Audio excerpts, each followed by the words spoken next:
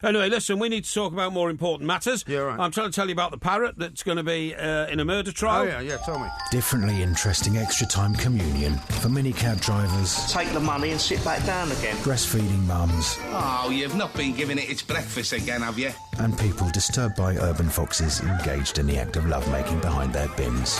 Anybody there? The two mics. Overworked, overweight, overpaid, overnight. On Talk Sport. Look at the light! The light is broken! Let's go somewhere brave.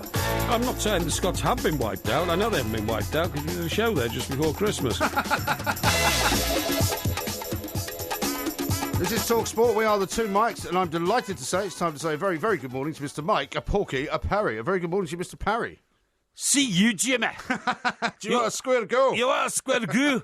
I'm Not telling square you, goo. MG. I'm telling MG. I tell you, I'm fed up with you. Come on, you want a square go? A square go. You want a square go? Aye, let's do it. Come on, come on. Let's do it. Thought that was fantastic. Very there. good. Neil Lennon and Jim Duffy, the I mean, respective Neil Lennon, managers a man of Hibernian and who? Yeah, Morton. Morton, that's right, Or yeah. Greenock Morton, as people at Greenock Sky Morton. seem to want to call them. Yeah, I've yeah. never seen a man really get involved in quite so many touchline incidents No. as Neil Lennon. Yeah. He's incredible, isn't he? What I thought was amazing was that it started on the touchline with Neil Lennon screaming at a player. Yeah. And then, of course... Well, with good reason, to be fair. And if you watch yeah, the challenge... yeah, sure. I mean, I thought actually Neil Lennon showed quite a lot of restraint by not getting the guy around the throat. Well, yeah, but he would have to have gone on the pitch, and that in itself would have been an offence. So, Yes. he screams from the touchline, you know, at this player. Yeah. So then A lot of pointing. Then the Greenock Morton manager, Jim Duffy, who's managed about 10 Scottish clubs. I mean, he is a perennial Scottish Some kind manager. of a journeyman type. Bit of a journeyman. He then rushes over in defence of his own player, who's being verbally abused or verbally barracked by Neil Lennon. Well, although it then gets worse, though, because the player who commits the foul is then sort of barracked and slightly sort of pushed around a bit, but he then fakes that he's been hit in the head. That's right, Falls down, to the floor. Which incenses Neil Lennon even more. But then you've got the wonderful standoff you so often see between two angry men, you know, and Neil Lennon responding to what he claims was a call from Jim Duffy. You are square go, Lennon. You want a square go? Right. Come on, son. You want a square go? I know. He then makes sure at least three players between him and Jim Duffy all the time that he's keeps sort of pushing one in moving front, around the doesn't he? ring, if you see what I mean, Yeah. and reaching over players, you know, but not quite ever getting But there. Lennon's if you see what I saying, mean. you know, that he's the one that's been hard done by here because he didn't do Yes. anything wrong. Yeah. He said, suddenly my technical area was full of people, full of Yes. players, Yeah. full of staff and coaches from Greenock Morton and Jim Duffy. So he says, why did I get sent off? That's right, absolutely. Now, if there are any of our Scottish listeners out there, and I know there are millions of them, right, I'm just going to tell you the Urban Dictionary, which is a recognised publication, says that square go is an expression. This is the actual definition, so you may feel this is insulting your nation. You might want to give us a call if you wish. Well, things are all hotting up in Scotland at the moment because things Nicola are Sturgeon sent a tweet out today showing herself writing a letter to Theresa May asking for another referendum. Yeah, I know, yeah. Well, that's going to take 2 or 3 years, Or apparently. maybe a square go. Maybe a square, you want a square go? Yeah, you flesh your pins and I'll flesh mine.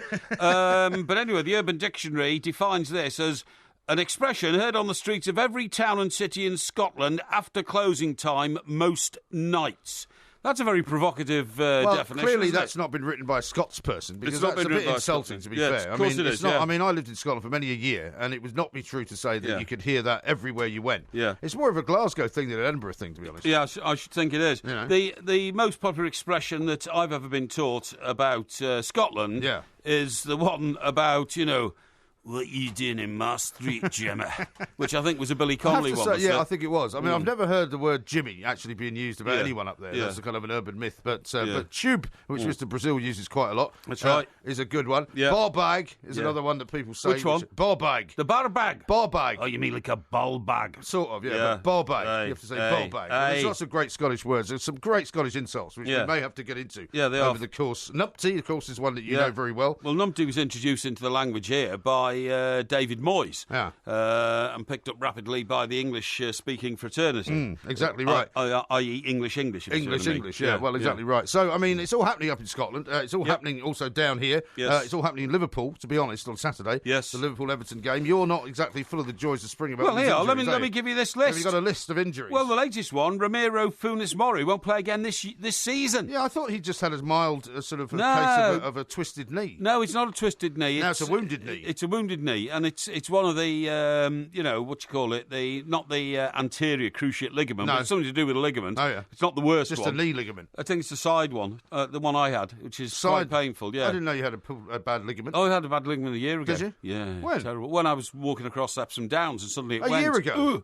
You never told me you had to have a ligament fixed. Hey? You never told me you had to have a ligament fixed. Well, I self-healed it, because I didn't want to take time off. Well done. And then Seamus Coleman, right, obviously, the huge tragedy. Terrible, and now his assailant. That's all, careful. Yeah. Almost, it was a Freudian slip there. His assaulter. His alleged assailant, should I say. There's nothing alleged about it. Well, I mean, assailant means intent, doesn't it? So his alleged assailant may receive a longer ban from FIFA. Well, this is interesting, you see, to me, because FIFA saying that therefore they want him to receive a longer ban because of the intent, or because of the terrible nature of the injury, or is it something to do with the fact that they've got to pay Seamus Coleman's wages? Well, I'm sure it's to do with all three. I think it's all three. Add to that, Yannick Bolasie, Morgan Schneiderlin, Yannick Bolasie almost sounds to me like a name from that movie, The Usual Suspects. Yannick Bolasie? Yannick Bolasie. Yeah. And Mohamed Besic, and, we've got a real problem. Yeah. So... You've actually got enough players to make 11 in a team. Well, of course you have, but, I mean, if you can't have his first-choice players, and it's a challenge, isn't it, to put out a great team against Liverpool, who are short of Lallana, who, of course, is their powerhouse, I suppose. Well, let's hope you don't have any players spiking any other players' drinks before the big game as well, because... Why would you do that? I don't know if you've seen Saido Berahino's story... in which he says that the 8-week drug ban that he served earlier this season was as a result of his drink being spiked in a nightclub. Well, he shouldn't have been in a nightclub. Well, he shouldn't have been in a nightclub. Honestly. But, he's claiming that to be banned for something you haven't really done is hard to take. Yes. He claims the level of drugs that were found in his drink were really low. Yes. He says you go on a night out, you don't know who you are around, and there are people who are out to get you. Well, you don't go to believe that. Yeah, well, of course it's rubbish. Of course I was in a nightclub, so I hold my hands up for being irresponsible. Yeah. But then it all crashed down. I'm sorry. I mean, surely if you're a footballer, you go to a nightclub, you go to a VIP area, you don't hang around with people you don't know. Also, if you're aware of yourself, because I know this used to happen a few years ago when my niece and nephew were big sort of nightclub users, you keep your thumb over the top of your bottle all the time. But sometimes you maybe have a glass, though. Well, maybe you may have a glass, but in that case, you keep your eye on your glass. You know, people walking past slipping pills in it. Well, you're quite right, though. I mean, if he's extremely unlikely. If he's a professional footballer and he likes to go to nightclubs for the music and the dancing and all that, you take the risk. Well, he shouldn't be drinking alcohol, though. Of course he shouldn't. Of course he shouldn't. Old, what's his name, Rupert Sunderland, Defoe, has never drunk alcohol in his life. Well, he's now a vegan, isn't he, as well? He's going vegan. Yeah. I've got a fantastic update on the chair situation. The chair situation? Yeah. Oh, good. Well, I mean, your upholsterer has arrived, has he? Well, it's quite a remarkable story. Yeah. I'd rung 2 or 3 upholsterers, right? And a guy in the Sutton gym. And a guy in the Sutton gym, by mistake. Shane. Yeah. We spoke about this. If you didn't hear the show that we did a couple of days ago, from 10 till 1 in the morning, yes, we were in a hostelry the other day, shortly after Mr. Parry had received a call from the upholsterer saying that he'd turned up and he wasn't there. Yes. Porky, for some reason, rang the guy who runs the gym in Sutton, yes, who had just been listening to the show. I thought it was some kind of wind-up. He did, yeah. And he wasn't the upholsterer, he was in the gym. No. And so he hasn't been round. He hasn't been round, no. But so what happened this morning was, right, and I was quite sort of, what was the word? Taken by surprise, because I'd just come out of the shower, so I only had a pair of shorts on. So I looked through the old peephole in the door, and there's a chap there, right? And I said, hello? Yeah. You know, and he said... Was he wearing like a brown... Did they wear those brown coats? No, he didn't. No. He had like normal working men's clothes on, jeans and a top and that kind of stuff. Okay. And he said, I'm the upholsterer. I said, oh, that's good news. All right. So is he the same guy that you'd rung then? Well, I don't know. I'm not sure, because we didn't have much of a conversation. So I opened the door, and he comes in, and he said, right, where's the chair? So I said, oh, it's just through here. And I was about to ask him to take his shoes off. Right. So he walked into my lounge. Right. He pushed the chair forwards to look at it, and then saw the broken spring sticking out the bottom, which I put a picture of. Did he recognise the picture? Because you're supposed to have sent him a picture, hadn't you? I haven't sent him. I sent somebody else the picture. Oh, He'd never seen the picture. So who's this guy then? Well, this is the point, because the story now gets really devious. So he says, oh, yeah, right, OK. Takes the cushion off, throws it on the floor, takes the armlets off, throws them on the floor, picks my chair up and walks out with it. Takes the chair out of the house? He's gone. Blimey. And I've only got a pair of shorts on, and I couldn't follow him down, and I'm shouting down the stairs, excuse me, disappeared with my chair. Well, has he got It's a van? gone. What, you mean Well, you I have to come don't back know, with it? because I couldn't get downstairs in time. I only had a pair of shorts. I'd just got out of the shower. Right. So by the time Do you mean you had to greet him at the door just wearing shorts? Yeah. That's yeah. horrendous. Yeah, well, sure you've had a robe to put on. No, I keep myself in good shape. And Yeah, we've seen that picture. and I haven't even got a contact number for the guy. I don't even know, You don't even know who he is? No, I've So no he's idea. stolen your chair. Well, somebody's taken the chair, and he kept What a saying, plank. I said, excuse me, how, he says, yeah, I'll put a new bass in it for you, and disappeared. And there's now That's a gap. tremendous. Honestly, there's And just how this many gap hours in my ago was this? lounge. How many hours ago was this? That was about sort of 8:30 this morning. Well, do you not think you should tell the police or something? Well, I'm sure Some guy's been into your house and walks away with a chair. Well, yeah, but I think he's an upholsterer. I'm Well, pretty you sure think he is, but what if he's not? I mean, he Well, may be a member of... how would he know how to come and steal my chair if he wasn't an upholsterer? Because you've been talking about it on national radio. No, that's true. Right? Yeah. Your address is Yeah. well known to anybody who has a copy of the internet. Yeah. Right? And, Yeah. you know, he may have decided he quite likes the idea of having a free £700 chair. Maybe. You yeah. know. It's a bit of a mystery. Could you not follow him as he went out into the sort of into the street area? Well, not really, no, because I mean, by the from your penthouse Erie. well, I could only see it if his van had been parked round the back, but I Ah. think his van was parked in the street. Because when I got down, I did see a van driving off, and, Right. and there wasn't any lettering down the side. And I He's nicked your chair. That's what's happened.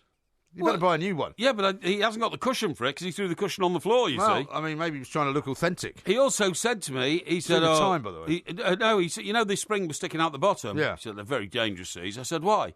He said, they ruin carpets, you know. People don't realise when their spring breaks What? out, it scrapes the carpet and ruins your carpet. Yeah, You that's sure what I this said. bloke's an upholsterer? I Well- don't think he is. Well, you see, the thing is, when he came in, I thought, that's funny. This guy hasn't got his bag of tools to mend my chair. He says he's the upholsterer to mend Oh, my do you chair. remember the other But guy? He didn't need any tools. He's taken the chair. But do you remember the other guy who said that the most important thing he needed to see was the picture because he knew what sort of tools to bring? Yeah, that's so right. if this guy didn't bring any tools at all, Yeah. I would say there's another clue that he is not an upholsterer. Now there's a huge gap in my I lounge. think you've been done over. It's a huge gap. I keep walking in through the lounge door and thinking, there's something wrong with this room. A chair's gone. Yeah. Hopeless. Absolutely hopeless. How unbelievably gullible can you get? This is Talk Sport. If you've got Porky's chair, bring it back. Yeah, please. The Two Mics, simulcast across the UK on Talk Sport and Talk Radio.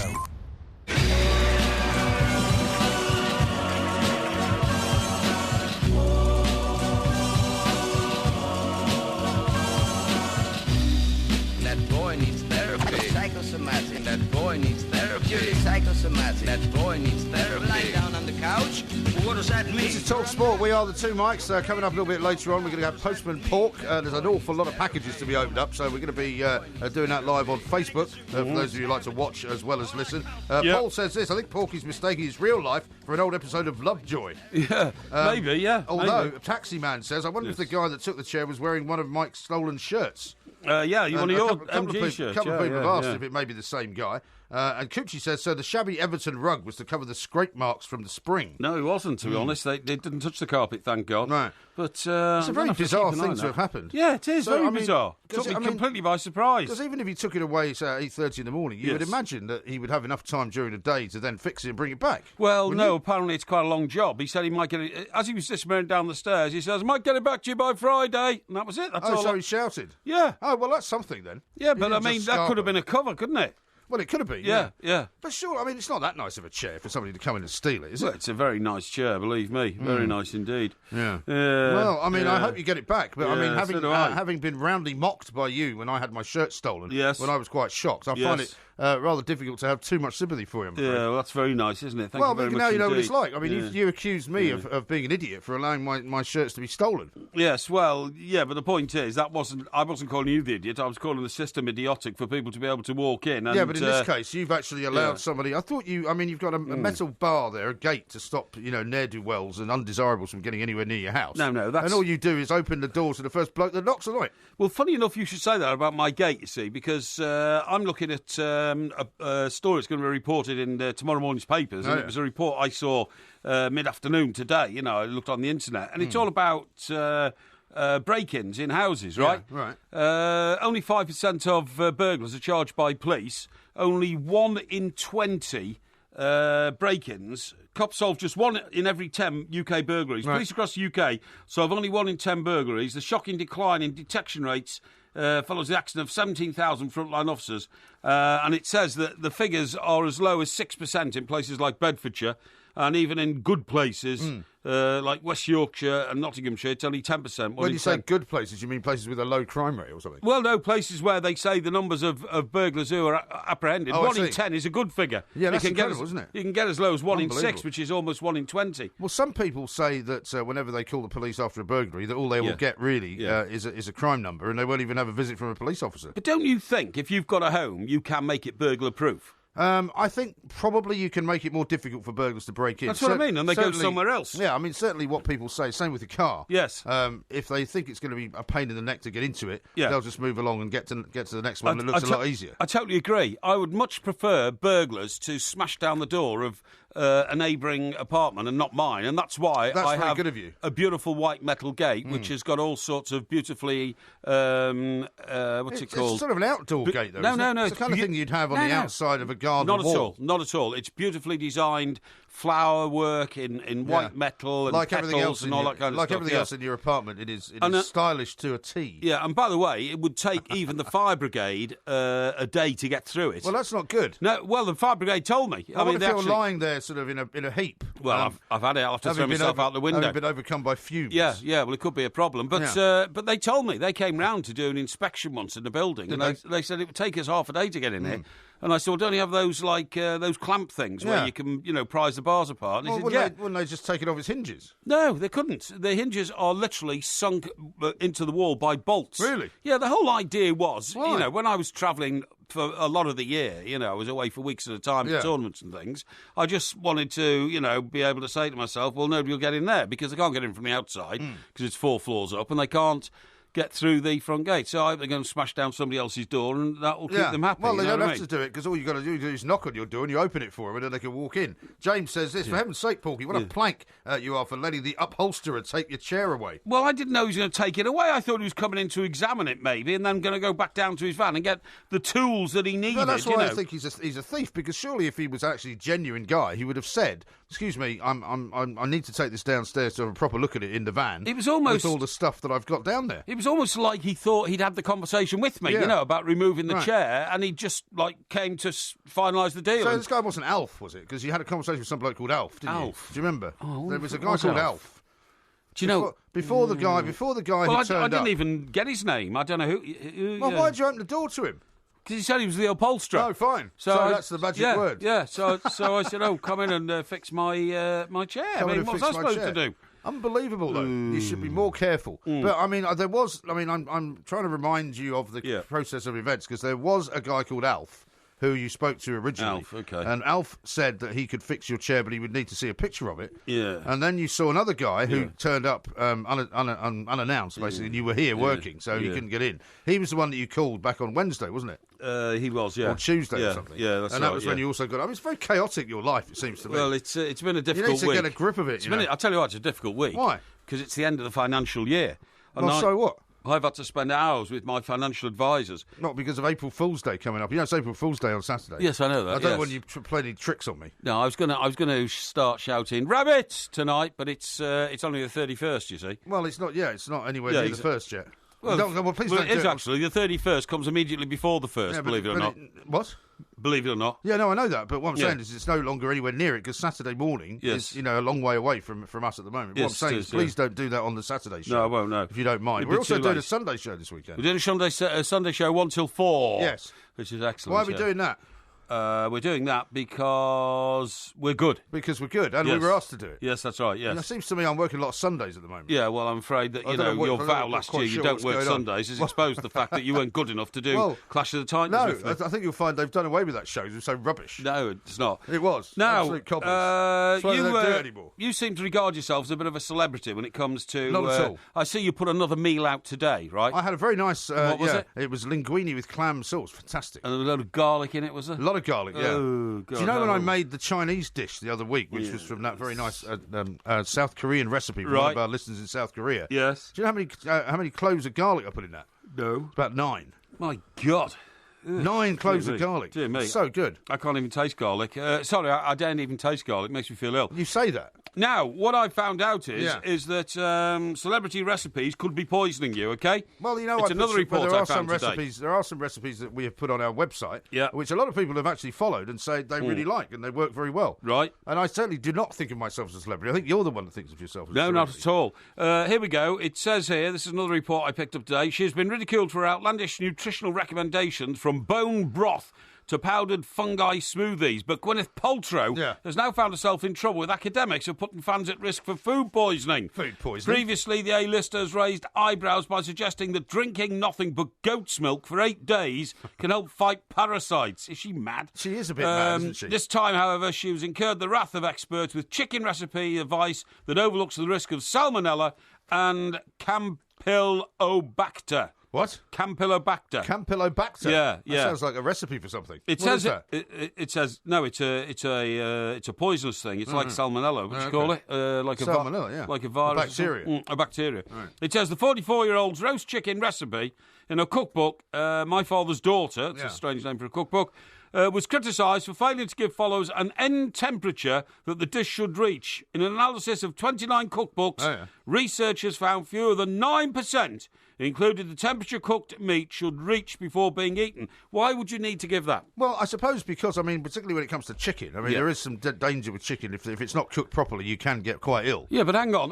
When I cook chicken... if you're cooking chicken, you know how hot it's supposed to be, don't you? I do. When I cook chicken, right, I put it in for 10 minutes to start off with. 10 minutes where? In the oven. Right. Are you talking about a whole chicken? Whole chicken. Okay. So what I do is I baste it with sunflower oil. Sunflower oil, yeah. And then I put it in the chicken for 10 minutes. I put it in the oven for 10 minutes. Yeah, at what heat, though? See, that's important. The heat of 140. 140 Fahrenheit? Or centigrade? Eh? No, centigrade. It would blow up, wouldn't it? Because 100 is maximum heat you can have in centigrade. Yeah. What do you mean maximum heat? Well, maximum, everything else would boil, wouldn't it, no, if it was after that? No. Anyway, it's 140. I don't know whether it's centigrade or Fahrenheit. How should I? Well, it's not Fahrenheit, is it? Because that would only be half hot. So it's... I think it's probably centigrade. It's centigrade. So I put it in 140 centigrade for 10 minutes. See the time. So what are you laughing at?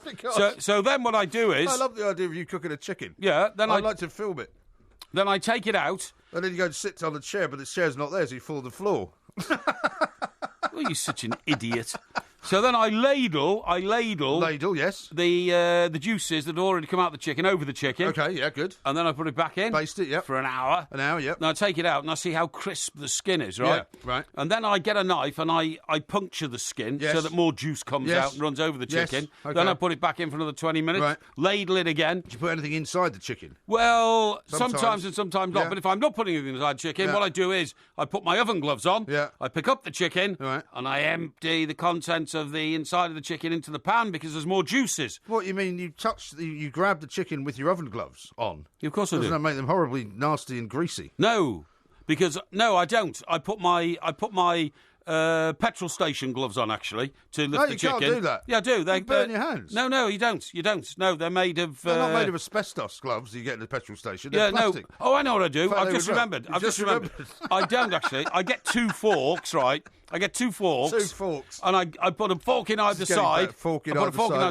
Lift it up, tip it forward, tip the juices out, and then ladle again. Ladle. I do loads of ladling with chicken. That's what you have to do. That's the secret. You can't have enough forks for these kind of jobs. No. But anyway, the main thing is you make sure it's cooked well enough so you don't actually get yourself any salmonella. That's good. Yes. Well, but Gwyneth Paltrow's recipes could do with some of that. And if you follow any of my recipes, you will see that the instructions are impeccable. And you certainly won't get any kind of poisoning from them. Right. This is Talk Sport.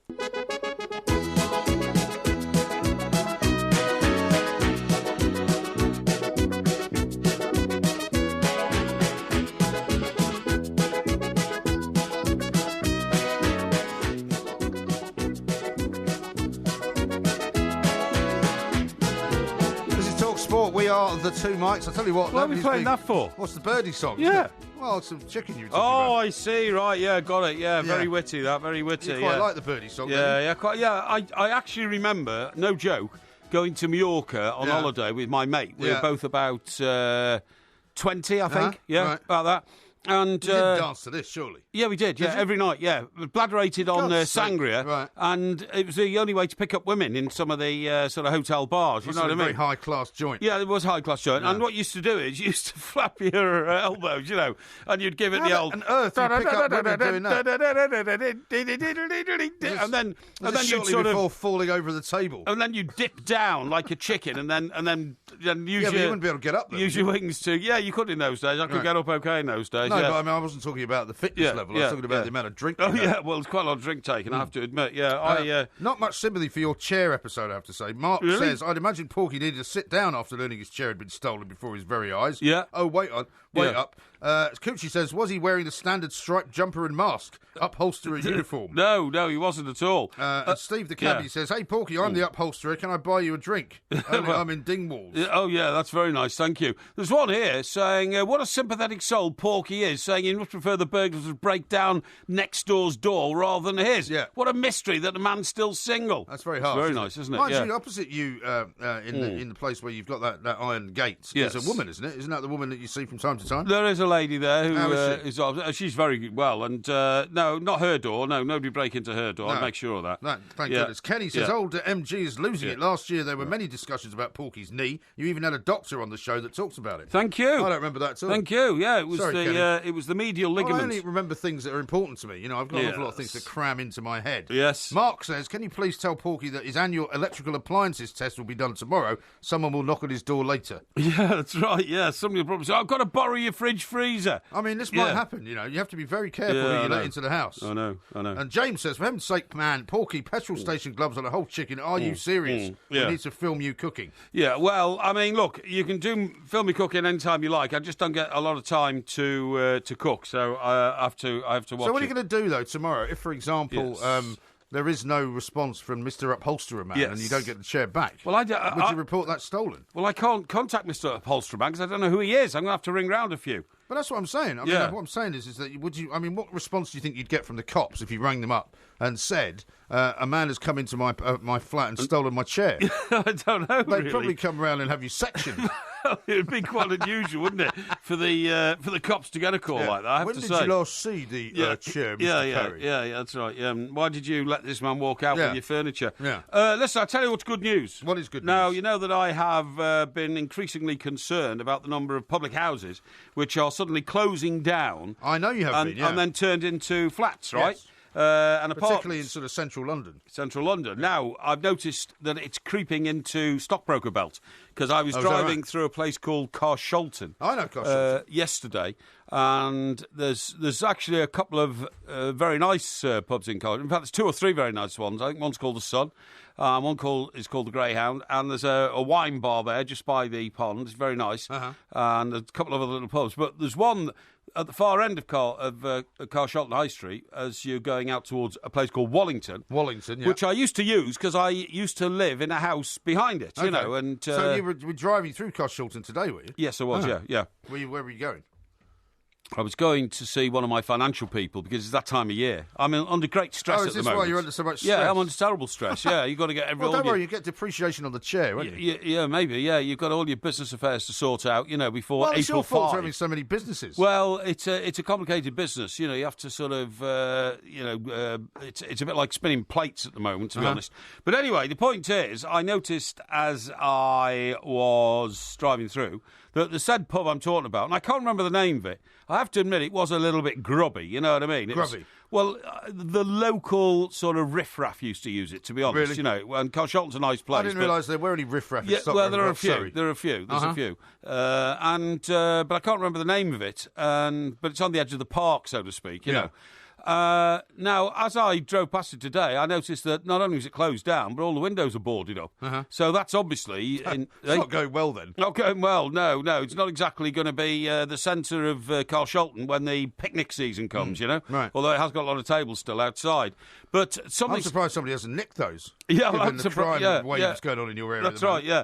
So clearly, it's not going to be renovated. Because if it's going to be renovated, they wouldn't have put, wooden boards all over. Well, they might have done, because, a lot of this is about not allowing people in to squat in the property, isn't it? Yeah, could be. Yeah. But they're going to, it looks to me like they're going to knock it down. So whether or not a block of flats is going up there, I don't know. It was a bit of a tawdry little pub, to be honest. But was it part of a chain, or was it just an individual I don't think so, one-off? no. I think it's independent. But anyway, look, what I'm delighted to say is that Southwark, now, is that the borough you live in? Southwark in is the borough I live in. It's the borough you work in as well, by the way. Oh, it's a borough, yeah, this that's is right. the It's London here, Borough of right, Southwark. right.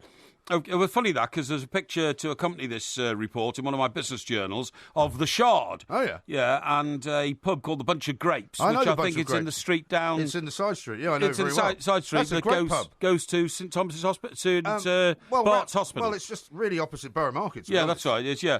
Anyway, it They're not says... shutting that down, are they? No. This is the good news. This is very good news. Okay. Southwark has become the second London borough to introduce formal protection for pubs from demolition or redevelopment as mini supermarkets, estate agents, homes or shops to be turned into, right? That's good. It says the council has removed permitted development rights from all 188 pubs, including the one pictured here, which is a Bunch of Grapes, okay, across the borough, giving the local authority and community a say on any change of use. Yes.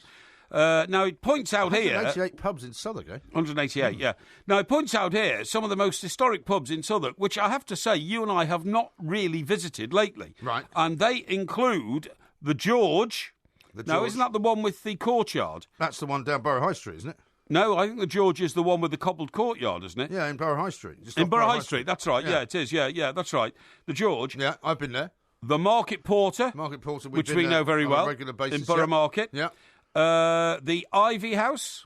The Ivy House, not sure. I'm not sure about that. No. And the Globe. The Globe, I know. Oh, isn't the Globe the one that's got Sir Francis Drake's boat parked outside? No, that's a different one. No, the Globe is by the original sort of Globe Theatre. Oh, it is, a bit further round. It's on the river. Yeah, it's a bit further round past Vinopolis. That's right, yeah. Anyway, it says that these that's buildings... a good pub as well. Hey? That's a great pub as well. Great pub, yeah. These buildings will now be listed or subject to assets of community value status, which means they can't be redeveloped. Right. Now, they're going to have to do this, because last time I was up near Oxford Street, Yeah. when I was working for another broadcasting organisation. Were you? Yeah. A pub that I used to go into when I'd done the show there, I came out and there were black boards over the doors and windows. Right. And it is going to be redeveloped into apartments So and obviously flats. around Marylebone, they're not quite so keen on preserving the pubs then. It was more Oxford Street. Yeah, well, that's Marylebone, isn't it? Is it Marylebone? Yeah. Yeah, okay. I would say that's the borough of Marylebone. I'm Yeah, not okay, sure. okay. So, yeah, but I mean, I hope now that they're going to rethink it, because if you don't, you're going to have just central London with £2 and £3 million apartments littering all the streets, but no pubs or restaurants. Yeah. You see? That wouldn't be any good. It says the first borough in London to bring in this similar law was Wandsworth. Right. Okay? Wandsworth's a good borough for pubs. It's not on the river. There's some of Wandsworth on the river. There's Wandsworth Bridge, isn't there? Wandsworth Bridge, of course, yes. It's not far from Fulham, not far from Chelsea. Actually. Yes. There's some very nice pubs down that way. Yes. How about a couple more tweets here? MG should try that goat milk anti-parasite theory and see whether Porky disappears. Yeah, that's a bit harsh, Sean isn't it? says, so Porky thinks his chicken will boil at 100 degrees Celsius. His nonsensical ramblings know no bounds. No, 140 I do it at. Okay. Yeah. And Bob says, chicken's easy, 20 minutes a pound plus 20 minutes. Yeah, that's right, yeah. So there you go. £3 chicken is 1 hour 20. That's about what I do. Okay. Rob Definitely. says this, Porky's mouth is ahead of his brain again. I put the chicken in the oven for 10 minutes and then put the chicken in the chicken. Yeah. I don't think that's what you said. No, I didn't. No. And then Dan says, Porky, it seems like you've got a lot of time on your hands. Can you help me with my dissertation? Dissertation? Yeah. What do you mean? Well, he wants you to help him with his dissertation. On what? Well, he doesn't say what it is. Well, exactly. Shall I'm an we ask expert him? on a lot of subjects, but not everyone. All right, well, and let's if your know, dissertation Dan, is what on the dissertation is on. nuclear physics, can't help you. We'll let you know whether we can help you out. Indeed. Sophie Nicolaou's coming up next. The Two Mics, simulcast across the UK on Talk Sport and Talk Radio. LA woman, LA woman, LA woman, Sunday afternoon. LA woman, Sunday afternoon. This is Talk Sport. We are the Two Mics. We've got loads coming up later on, of course. Porkyvision from yesterday. It was things were slightly changed around this week. Yes, we have, because yes. we were doing the daytime show. So the Porky quiz was yesterday. Yes, it was. But you can go to Facebook and have a look at that. We'll put Brilliant out a link. result for me, by the way, wasn't it? I think you got Even you have to say that. Well, I wouldn't say brilliant, but you did. What did you get? 4 out of 10. No, 5. No, you didn't get 5. No, it's 5. No, you got 4. And what was very nice... How can you say you got 5 out of 10? Hang on. What was very nice was that even the people who, listened in, said... Even the ones I got wrong... Even the people that listened in, what, you mean the audience? Yes, that's right, yeah. Generally speaking. They said, even the ones you got wrong, Porky, you seem to know so much about the issues around the question that really, you didn't really fail at all. You say that all the time in the hopes that you'll get some kind of bonus, pat on the back for it, but actually, it doesn't really count. Well, how about this from James, who says, yes. Shocking state of affairs in Porky Towers. Didn't get any proof of ID or a business card from the upholsterer. Yeah, that is very true. I mean, all of the people that will tell you about, your insurance company, for example, if they were to come on to you and say, we're not going to be able to insure you because you actually let this person in, they would probably not recompense you for your loss. I know, it's terrible, isn't it? It's absolutely horrendous, absolutely horrendous. Anyway, we'll talk some more about insurance claims later on because we are joined by Sophie Nicolau, who is, of course, our celebrity Arsenal fan. She probably doesn't want to talk about Arsene Wenger, but she may want to talk about the Merseyside derby. Sophie, very good morning to you. Or we could talk about chicken because I've just ordered some chicken. Have you? I'm waiting for it to arrive. Okay. All right. Some beautiful California chicken. Is it free range? And I've been left with this thought in my mind of Mike doing the Birdie song, picking up chicks in some bar somewhere in the 80s. That's right. I think it was the 70s, actually, in Mallorca. No, it wasn't. It was the 80s. In the 80s? Yeah. Chicken song was the 80s, Chicken song was the 80s. That's horrendous, isn't it? Absolutely. It doesn't bear thinking about. No, it doesn't really. What about, did you hear... Did you hear his earlier story about how some guy knocks on his door, right? Because he's been talking all week about having to get one of his chairs upholstered. Guy walks in, says, I'm the upholsterer, picks up the chair, walks out with it. It's like something out of a Benny Hill sketch. And now he doesn't know. Now he doesn't know if the guy's bringing it back. I don't know. I don't even know who he is. Unfortunately, he just took the chair. He just took the chair.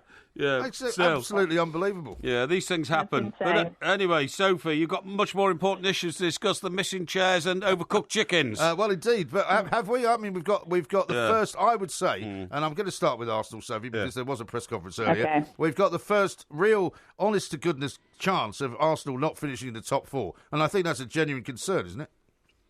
It's a huge concern. And, when I hear some Arsenal fans talk about it'll do us good to not finish in the top 4 because perhaps the club will change its strategy or get rid of Arsene Wenger, I don't agree. Let's look at what's happened to Liverpool over the last few years and Manchester United. Once you fall out the top 4, I'm not saying it's like when you fall out of the Premier League and it's difficult to get back, but it's not easy, especially when other teams around you are rebuilding, doing well, transitioning with new managers, investing a lot more in the transfer market.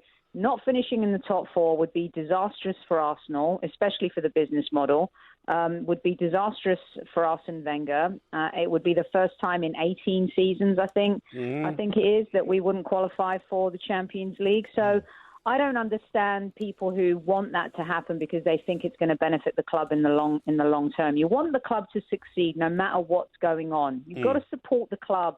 You don't support Arsene Wenger, you support Arsenal. It just so happens that Arsene Wenger is the manager. Arsenal existed long before Wenger came along. Unfortunately, what's happened in the last few years, we've seen a pattern that has now reached its crescendo. And when your biggest rivals are also doing a little bit better, I think that's why we've seen more venom this year and we've seen more bitterness from Arsenal fans this year. I really think that's added a lot to it. Yeah, I think you're right. In the press conference today, which he did prior to this weekend's Premier League game, he said, my mind is made up. I have, I don't have any turmoil in my head. I know exactly what I'm doing. And then he countered that by saying, but it doesn't matter whether I'm staying here another 2 years or another 2 months. My commitment's the same. But that's all a tease, and he should come out now and tell us what his decision is. What is very interesting is it's been reported tonight, Sophie, that Mr.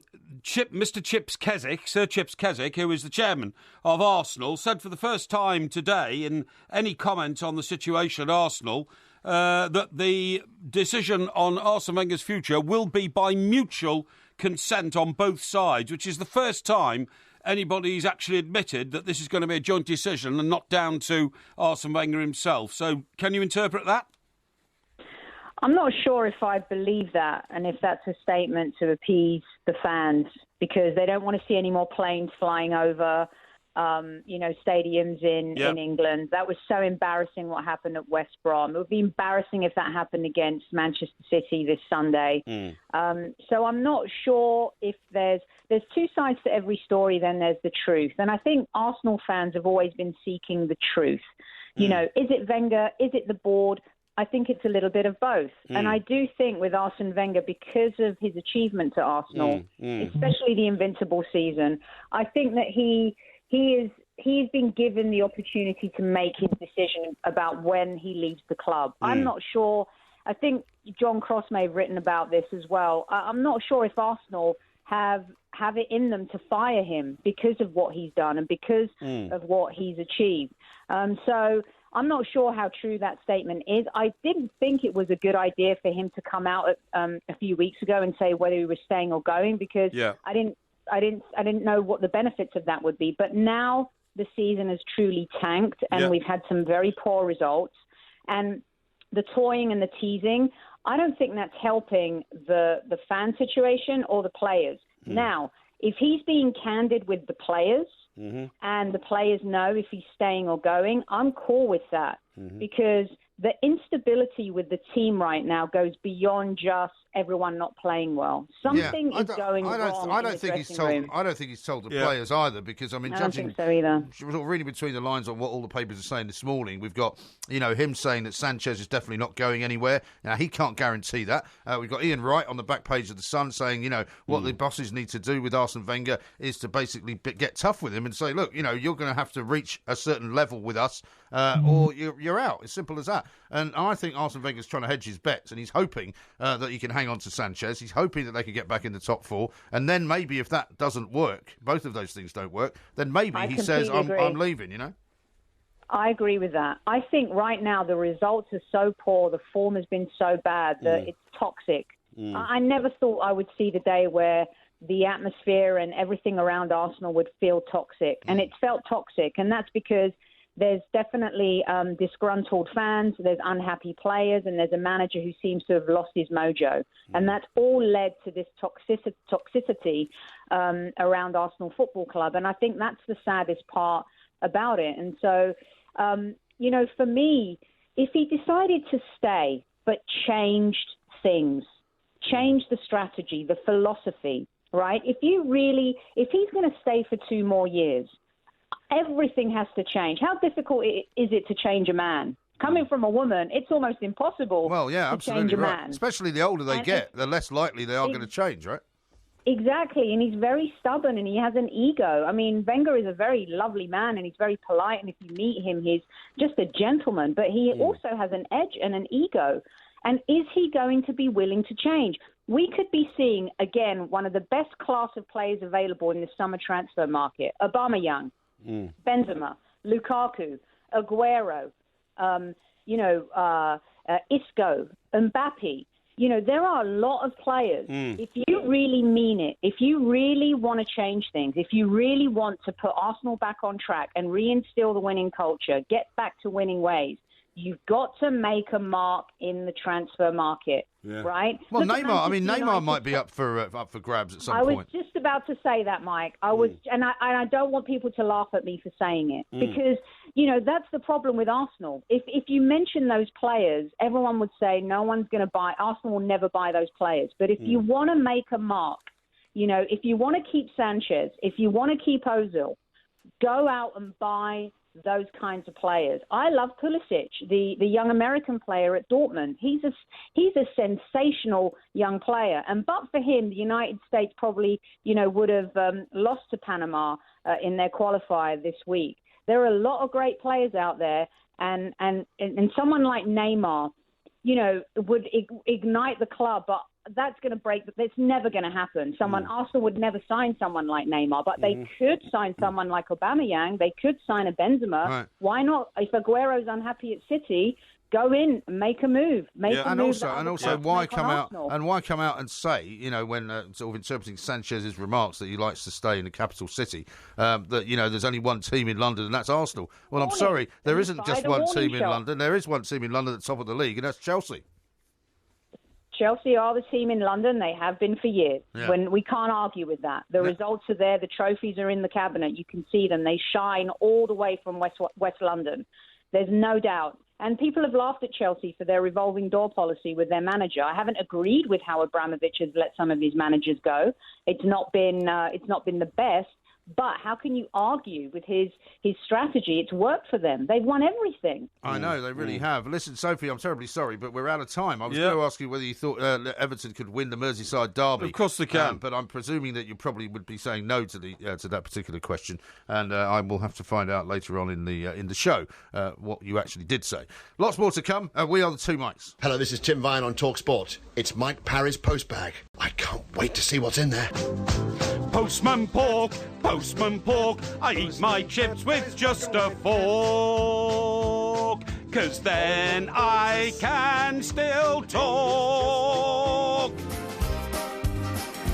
Thank you very much indeed to Tim Vine for the introduction. We have, of course, got loads and loads of parcels here. Yes. An incredible number, actually. It is. This is what happens when you don't do it for a bit. We haven't done it for about a week and a half Well, now. only a week, I have to say. But, I mean, look, first of all, I want to say thank you very much to everybody who's contributed. Yeah. And we're going to get through as much as we possibly can. And can I just interrupt for 1 second and say that it is currently live on Facebook. I'm just putting a tweet out on the Two Mikes as well. So if you wish to watch it as well as listening to it, now is the time to do it. Postman Pork on the Two Mikes Facebook page. Excellent. This is my improvised letter opener. It's a fork, actually. Oh, it's a fork. Right, now this is the first parcel I'm opening here, okay? And it says, Postman Pork, also man of the people and saviour of the ducks. TalkSport 18 Hatfields from Jimbo. Jimbo. In Spoffforth. Is that in Scotland? No, I don't know where that is, no. With very best wishes. And he sends it to this address here, which of course is TalkSport. 18 Hatfields, London SC1 8DJ. Right, let's open this What's first the name parcel. of the place? What's the name? Soforth. Soforth. I'll look it up. Spoffforth. SPOFFORTH. Spoffforth. So thank you very much indeed, old Jimbo. Let's open this. It's a mug. And here we go. Beware Crazy Duckman. Isn't that lovely? Beware beautiful? Crazy Duckman. Yeah. Very nice. He's had that specially made. It's in North Yorkshire. North Yorkshire. Yeah, That's brilliant. Spofford. I love Yorkshire. Yeah. Yorkshire's a great it's place. in the borough of Harrogate. Borough of Harrogate. That's great. So you should know that. Well, thank you very much indeed. Postman Porky, TalkSport 18 Hatfields, Jimbo in Spoffforth, Beware Crazy Duckman, and it costs £7.99. And there's the invoice. Thank you ever so much. That's so kind of you. Yeah, What do you mean, an invoice? Well, I mean, he's just. Well, send you a bill. No, I don't think it's a bill. Let's have a look. Just pass it over here. Okay, have a look at that. Right, I'll tell you what, we'll open a package now. Here we go. Crazy Duckman. Yeah, here we go. Nice. It's nice that he's gone to all that trouble. It's very kind also indeed. the only clean mug in the whole building. Let's open I this might have one my here. tea in that. Right, this is Kathy Lett, Best Laid Plans. $7.99 it cost this duck. Yeah, $7.99. I told you that already. Deliciously rude, darkly funny, but with compassion and humanity at its heart. Read with relish, OK? Best Laid Plans, Kathy Lett. Kathy Lett, a lot of people like her. Yeah, people like her. Oh, actually, this is not for me. This is for Penny Smith. I'm awfully sorry. She works on Talk Radio. On Talk what are you Radio. doing opening her post? Well, I don't know. It was in my post, wasn't it? Right, this is a Postman Pork one. I don't want to read that Kathy Lett book anyway. Yeah, we'll give it back. Yeah. Right, let's have a look here. There's something in here, like a T-shirt or something, I think. Let me have a look. This book's about a crossword-addicted English teacher. Oh, look at this. Somebody sent me some pork scratchings, but they're very low quality. Oh, yeah. Well, no, they're not low quality. That's unfair. But they are the Mr. Porky ones, which is not my brand. They're not yours. Dear Sir Mike, after scouring the streets of Croydon, I was delighted to buy a bag of your highly nutritional pork scratchings in a local shop. Imagine my horror when I returned home and discovered they were imposter pork scratchings. Yes. Not your brand, but similar Mr. Porky crackles. Well, I mean, there is. I mean, I suppose there is a danger that without seeing those and yours put next to each other, they might think those were yours. Well, that's right. To be fair, the image on the packet does resemble you, but sadly they're not the genuine thing. Will your pork scratchings legal team be taking up this matter? Won't be taking up the matter, but will be flooding the country with the genuine Porky pork scratchings. But thank you very much for pointing all that out. Let's get into one of the big parcels, shall we? Here we go. I've got my opener here. That's it. There you go. Absolutely no problem. You can't keep me out of a parcel, mate, when I'm... Well, we can't keep you out of everybody else's parcel. Right, here we go. Penny Smith's parcel. Right, here we go. Would you like some scissors? No. The Two Mikes. To bin or not to bin? That is the question. Of all the Asians, the Two Mikes are funeration. Thanks for the smiles. Yours, Dave Thompson, P.S. Rabbit. He thought I'd be opening this on April the 1st. Oh, yeah, right. Something for everyone. So where's this one from? Well, he doesn't actually say, unless you can find a name and address on there. But let's see what we've got in here. here we are. We first of all have got a montage, which is rather nice, I have to say. Yeah. There's a montage, okay? Yeah. And it's, a load of things on it, like a radio and the Statue of Liberty and, roast chicken, funnily enough. And put this together? And all that. I don't know, because I'm trying to find out. Yeah. His name is Dave Thompson. Dave Thompson. Have a look at the montage. Yeah. Dave Thompson, thank you, Dave. He's put a lot of work into it. A lot of work into it. What's in here? Yeah. Here. Oh, we've got some sort of a T-shirt, very, very colourful one. Yeah. And then some books and traditional Italian recipes. So I'm going to give that one to you. Okay. You sure that's for us, that? Yeah, a bag of Angel Delight. Thank you. That's for me. How to meet perfection. That's for yourself. That's how to cook meat. Actually, that's quite good, that. And this sort of T-shirt type thing, which is George. So that comes, obviously, from... that's the Rasda, isn't it? Now this is either a filthy old T-shirt or it's part of the pattern that there's smudges of paint all over it. So we'll have a look at that one later. Does this all come from the same person? All come from the same person. Thank you very much indeed.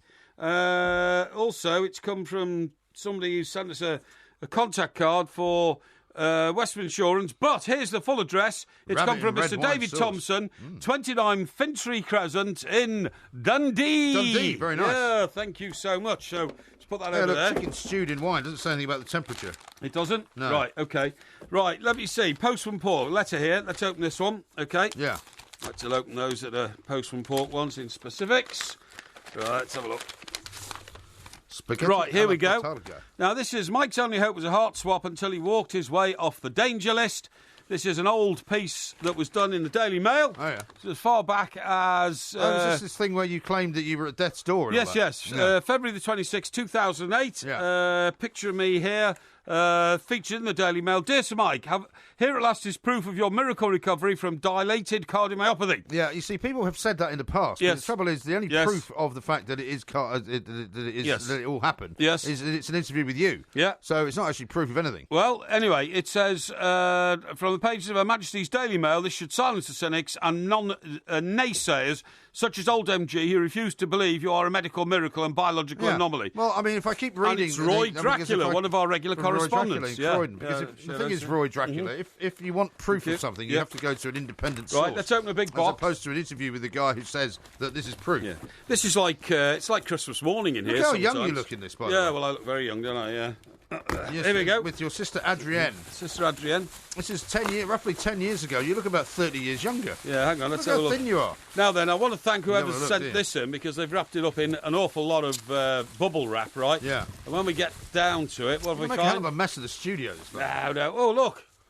Everton FC, league champion, 69-70, a money box, an Everton money box. Oh, I good. can't... You can put all your pound coins in That it. is absolutely fine. By the way, you've got to get rid of them. Do you know, for the new pound coin? Oh, yeah. I've only got a year to get rid of them. No, you haven't got a year. You've got until October, I think. Is it October, is it? No. Yeah, OK.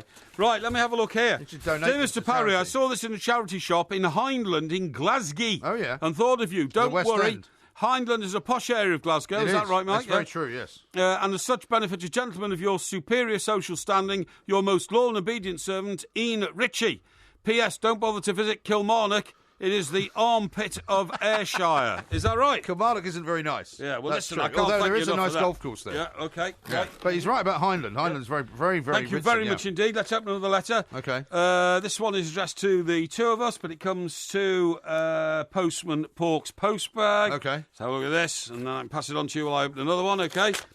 Here we go. Yeah. Yes, here we go. Right, Jamie Dickens, your show is compulsive listening, the only issue being the impact of my sleep patterns, although the podcast has partially reduced my impending insomnia. Yeah. This is from C.W. Dickens, could be Charles Dickens. No, it's Jamie Dickens. C.W. Dickens? Yeah, 49 Bridge Court in Hertfordshire, OK? Yeah. Hertfordshire's not far from Stratford-upon-Avon, but I suspect it's not from beyond the grave, is it? No. It is a story from Chris Dickens about Jamie. Jamie who? His son Jamie, who intimately works for TalkSport 2, currently in preparation for finals at City University, where he's studying a BA Honours in Journalism for the last 3 years. Well, let me tell you this. As you've been so kind, Charles, to send us a communication, I can assure you we will turn our attention to trying to help your boy, because that's the sort of thing we do. Now then, a package here. It's about somebody who works here. Somebody who works here. Do you know who it is? Hey? Do you know who the guy is? I don't, but we'll find out. Okay. Okay. There's a package within a package here addressed to Peter Ockleford. I don't know who he is. That's so Ockles, throw that isn't away. it? Ockles, who's he? Ockles, he's the engineer. Ockles, the engineer. Of course he is. Yes, that's right. Yeah. Now let's You know who anybody is. Here. How can you work here for how many years? You've been working here? 20 years. Another package Don't here. know anyone. Right, I have been sent some Broncho Stop cough pastels, okay? Really? Didn't realise I had a cough, actually, but anyway. Dear Mike, a very happy New Year 2017. Thank you very much indeed. This was written on the 27th of March 2017. Right. Which was only about yesterday, wasn't it? 27th of March, it's this week, yeah. This week, yeah. So it's a bit too long to read, actually, in this particularly... Let's have a look at it. Sure. Well, I can edit it down for you. I think it's from Dion. While So you have a get look at busy. that. Yeah. Dion. Dion, yeah. Like as in Dion Warwick. I don't know why she sent me cough pastels, but it's very kind of you. Thank you very much indeed. Just in case I do get a cough. She says Let's she's box. flea killer comb as well. A flea killer comb? Yeah, if you like it, yeah. What, in this bat? In this... Yeah. She said she's not been able to watch TV because she's had scaffolding around the house for the last four months. No comb, believe Why me. are you not talking into the microphone? Because I was reaching for another box. Here, I'll just get my opener. She's got a bad knee as well. She says she's waiting to go into hospital for a scan on her knee. Oh, it's terrible. Right, now this is... She said she's been doing too much kneeling. This is a very nicely wrapped box. Talk Sports to me. Got a swollen knee. And there's a lot of packaging again. Get rid of that. What a mess you're making. Yeah, well, don't worry about that. Inside of which there is a very substantial bottle of Now, that something. looks like... Well, now we're talking. Now we're talking. That's obviously directed to me, that one. Right. Hi like a to bottle of Mike. champagne. Congratulations on your Iron Award. Great show. Have a drink on me. All the best. Richard, the Stevenage Gooner. Very well, nice. I have to say, that is very, very kind of you, Richard. That's very generous, Richard. And you're that not will... going to open it and see what it is. Well, no, because it's wrapped so beautifully. I don't want to. Well, of course you want to open It's it. clearly a bottle of champagne. Yeah, but you've got to open it. You better open it then while I get on with the rest of the mail, okay? I mean, there's no point in not knowing what it is. Oh, here we go. Hang on. It says here what it is. No, it doesn't actually. Oh, hang on. There's a message in here. There's a message. You found another message. No, it's another invoice actually. An invoice? Yeah. I think that's it says a gift from Richard Wright. Yeah. Hi to Max. Congratulations on the Iron Award. Great show. Have a drink on me. All the best, Richard. The Stevenage Gooner. Yeah. Which I've already read out. See, it may not be champagne. It's an Amazon box. Oh, Amazon. Yeah, well, probably is. Yeah, I'll get rid of this. Right. Let's open a few more of these letters while we've still got a bit of airtime, which is great. That's all right. The show goes on till 4 o'clock. Yeah, the two mics here. Yeah, you opening that box there? I'm opening it, yeah. Okay, get that opened and let me open this one here. Let me see. Yeah. Don't worry about what I'm opening. No, you keep opening. Right, here we go. Another letter from... it's from... Moet, there you go. Moe, brilliant. This is from Bruce Mason Harvey, for Angus Tayside, Scotland. Bruce Mason Harvey? Yeah, it says, Dear Mike, thank you for reading out my letter about my mother last week. Oh, she died at 93 years old. That's very sad, I'm sorry.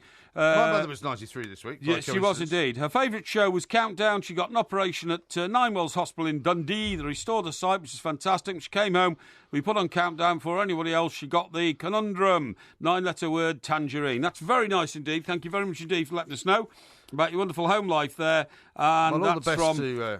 That's from Bruce, right. Yes. Now then, just open this one. It seems like it's a bit of a card. It's from Mrs. Legg. Mrs. Legg? Ms. Legg, who is from Larch in Bristol. Larch? Okay? Yeah. Okay. You've got to be careful sometimes in case some of these names are sort of booby-trapped, if you know what I mean. Yeah. Ms. Right, Legg. it says thank you. And it says, Dear Two Mikes, I'd like to thank you both for your very brilliant radio show. About a year and a half ago, I was diagnosed with breast cancer. That's very sad. And during my treatment in the hospital and afterwards, I discovered your podcast. I say laughter is the best medicine. I often find myself laughing out loud to you both. Anyway, I hope that was very successful. We can read the rest of it later, but thank you very much indeed. 61st birthday on Wednesday, and it's from Sylvia. Sylvia, I do hope that you have recovered fully. Yeah. And thank you very much indeed. We'll read your note in detail, and if we can get back to you, we will. It's very kind of you, okay? Well, of course we'll get back to it. Time for one more. Of course we should. We've only got time for one more, I Let's have more reports on Brazil and Argentinian soccer, says this one. Addressed to the Two Mikes. When I open it, I'm not sure what's in here. It's a very thin letter, this one. And in fact, it's an envelope with just one note in it. Let's see who this is from. Who's this from? It's from Mr. Doyle, who's from Doyle. Liverpool, who's an Everton fan, and he's 71. Roddy Doyle? Yeah, no, I don't think so, but it's Well, he's a very big fan. And there's just one more letter here. We've just opened now, okay? I thought that was the last one. Well, I'm just doing one more because I'm so grateful. Can you? Grateful to everybody. It's like you're addicted to opening stuff. Well, here we go. I've never seen anything like it. Is, believe it or not, a free pass to a nursing home. I'm not sure why anybody sent me one of these.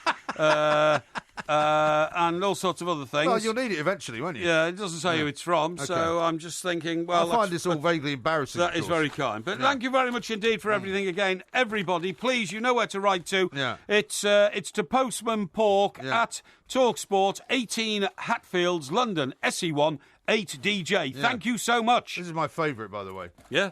This. I love it. I think you should take that home and put it up in your in place I'm of definitely your, going in place to. of your I'm thing. Definitely going to. This is Talk Sport. We're going to do Porky Vision a bit later on. Thank you. With the two mics. Thank you.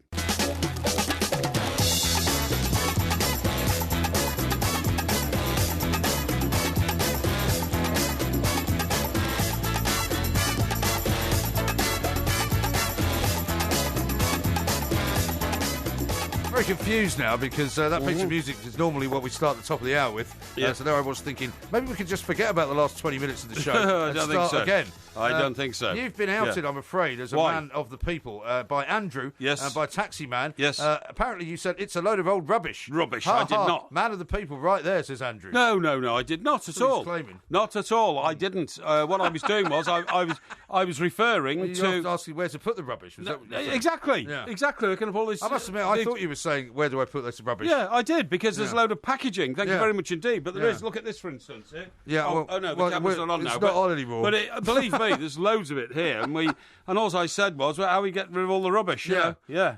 That's excellent. But thank you very much indeed. Yeah, that was very good. It was a terrific response to Postman Pork. You've always got to be careful, of course, when you do film in the studio because you don't want to be caught out saying anything. Well, I would never say anything which is detrimental to our millions of listeners. I have an affection for every single one of them. Tracy says this. It's funny catching Mike Parry's final comments on the montage picture and MG saying we're still on. Yes.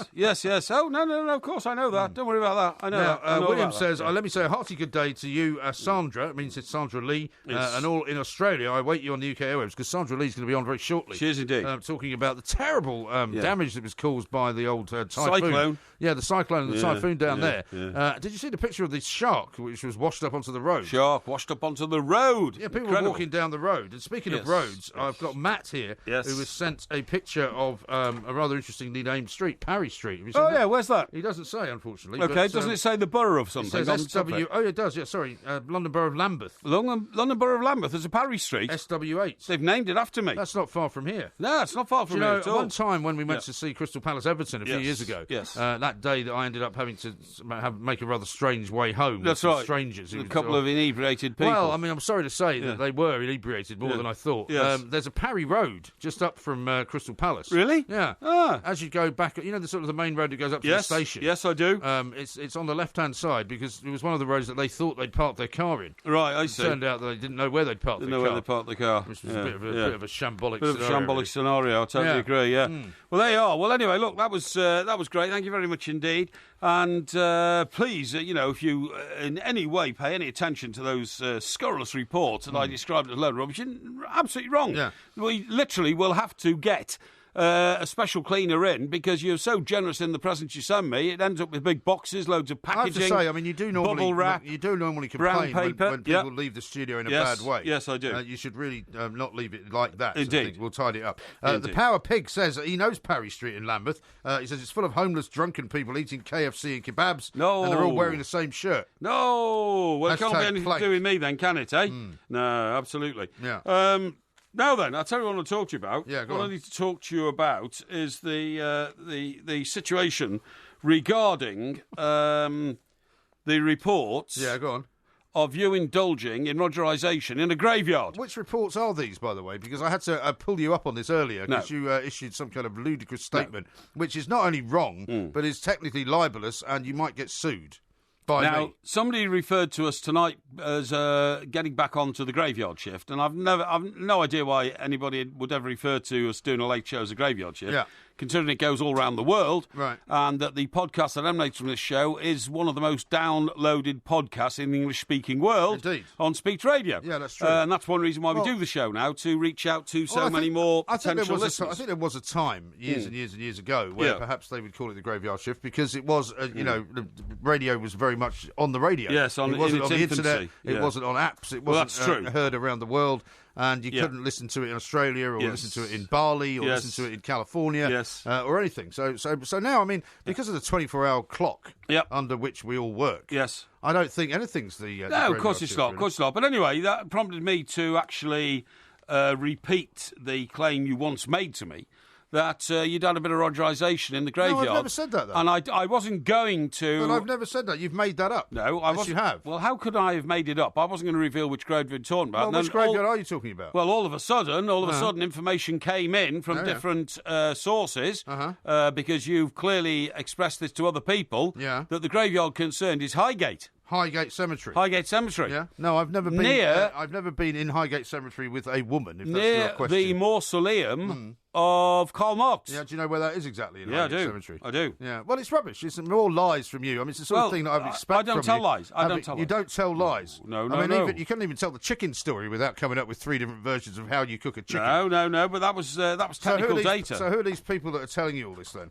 Well, I can't go into that because, of course, you've made it up. You're making silly suggestions about, libel and all that kind of rubbish. But I can tell you... Well, if I decided to sue you, because technically you have published an untruth about me on Twitter, I could sue you very successfully, as indeed Katie Hopkins was sued very successfully in the High Court, because they accept that any false statements which are made on Twitter are the same as if you'd put them in a newspaper. Yeah, I don't. And we all know that you've got a track record of making stuff up, because Kate Adie successfully sued you already. Oh, come on, that was 30 years ago. Oh, come on. And that was when somebody interfered with my copy in the Daily Express. That was not to do with me. You say that. Well, why wasn't I sacked by the Express then, if that was the case? Because other people did it. Because you were asked to do it, and you did what you were told. Other people did it, believe me. Well, I've never been sued for libel. Yeah, well, I've known that either, not personally. Right. So are you going to retract this statement or not then? Well, I think there's evidence to suggest that it's happened. Where's the evidence? And who was the woman? Tell me. Well, I'm not getting into that. I'm not getting into that. Because you're making it all up. I don't know why you wish to make the situation worse by repeatedly libel on the radio. No.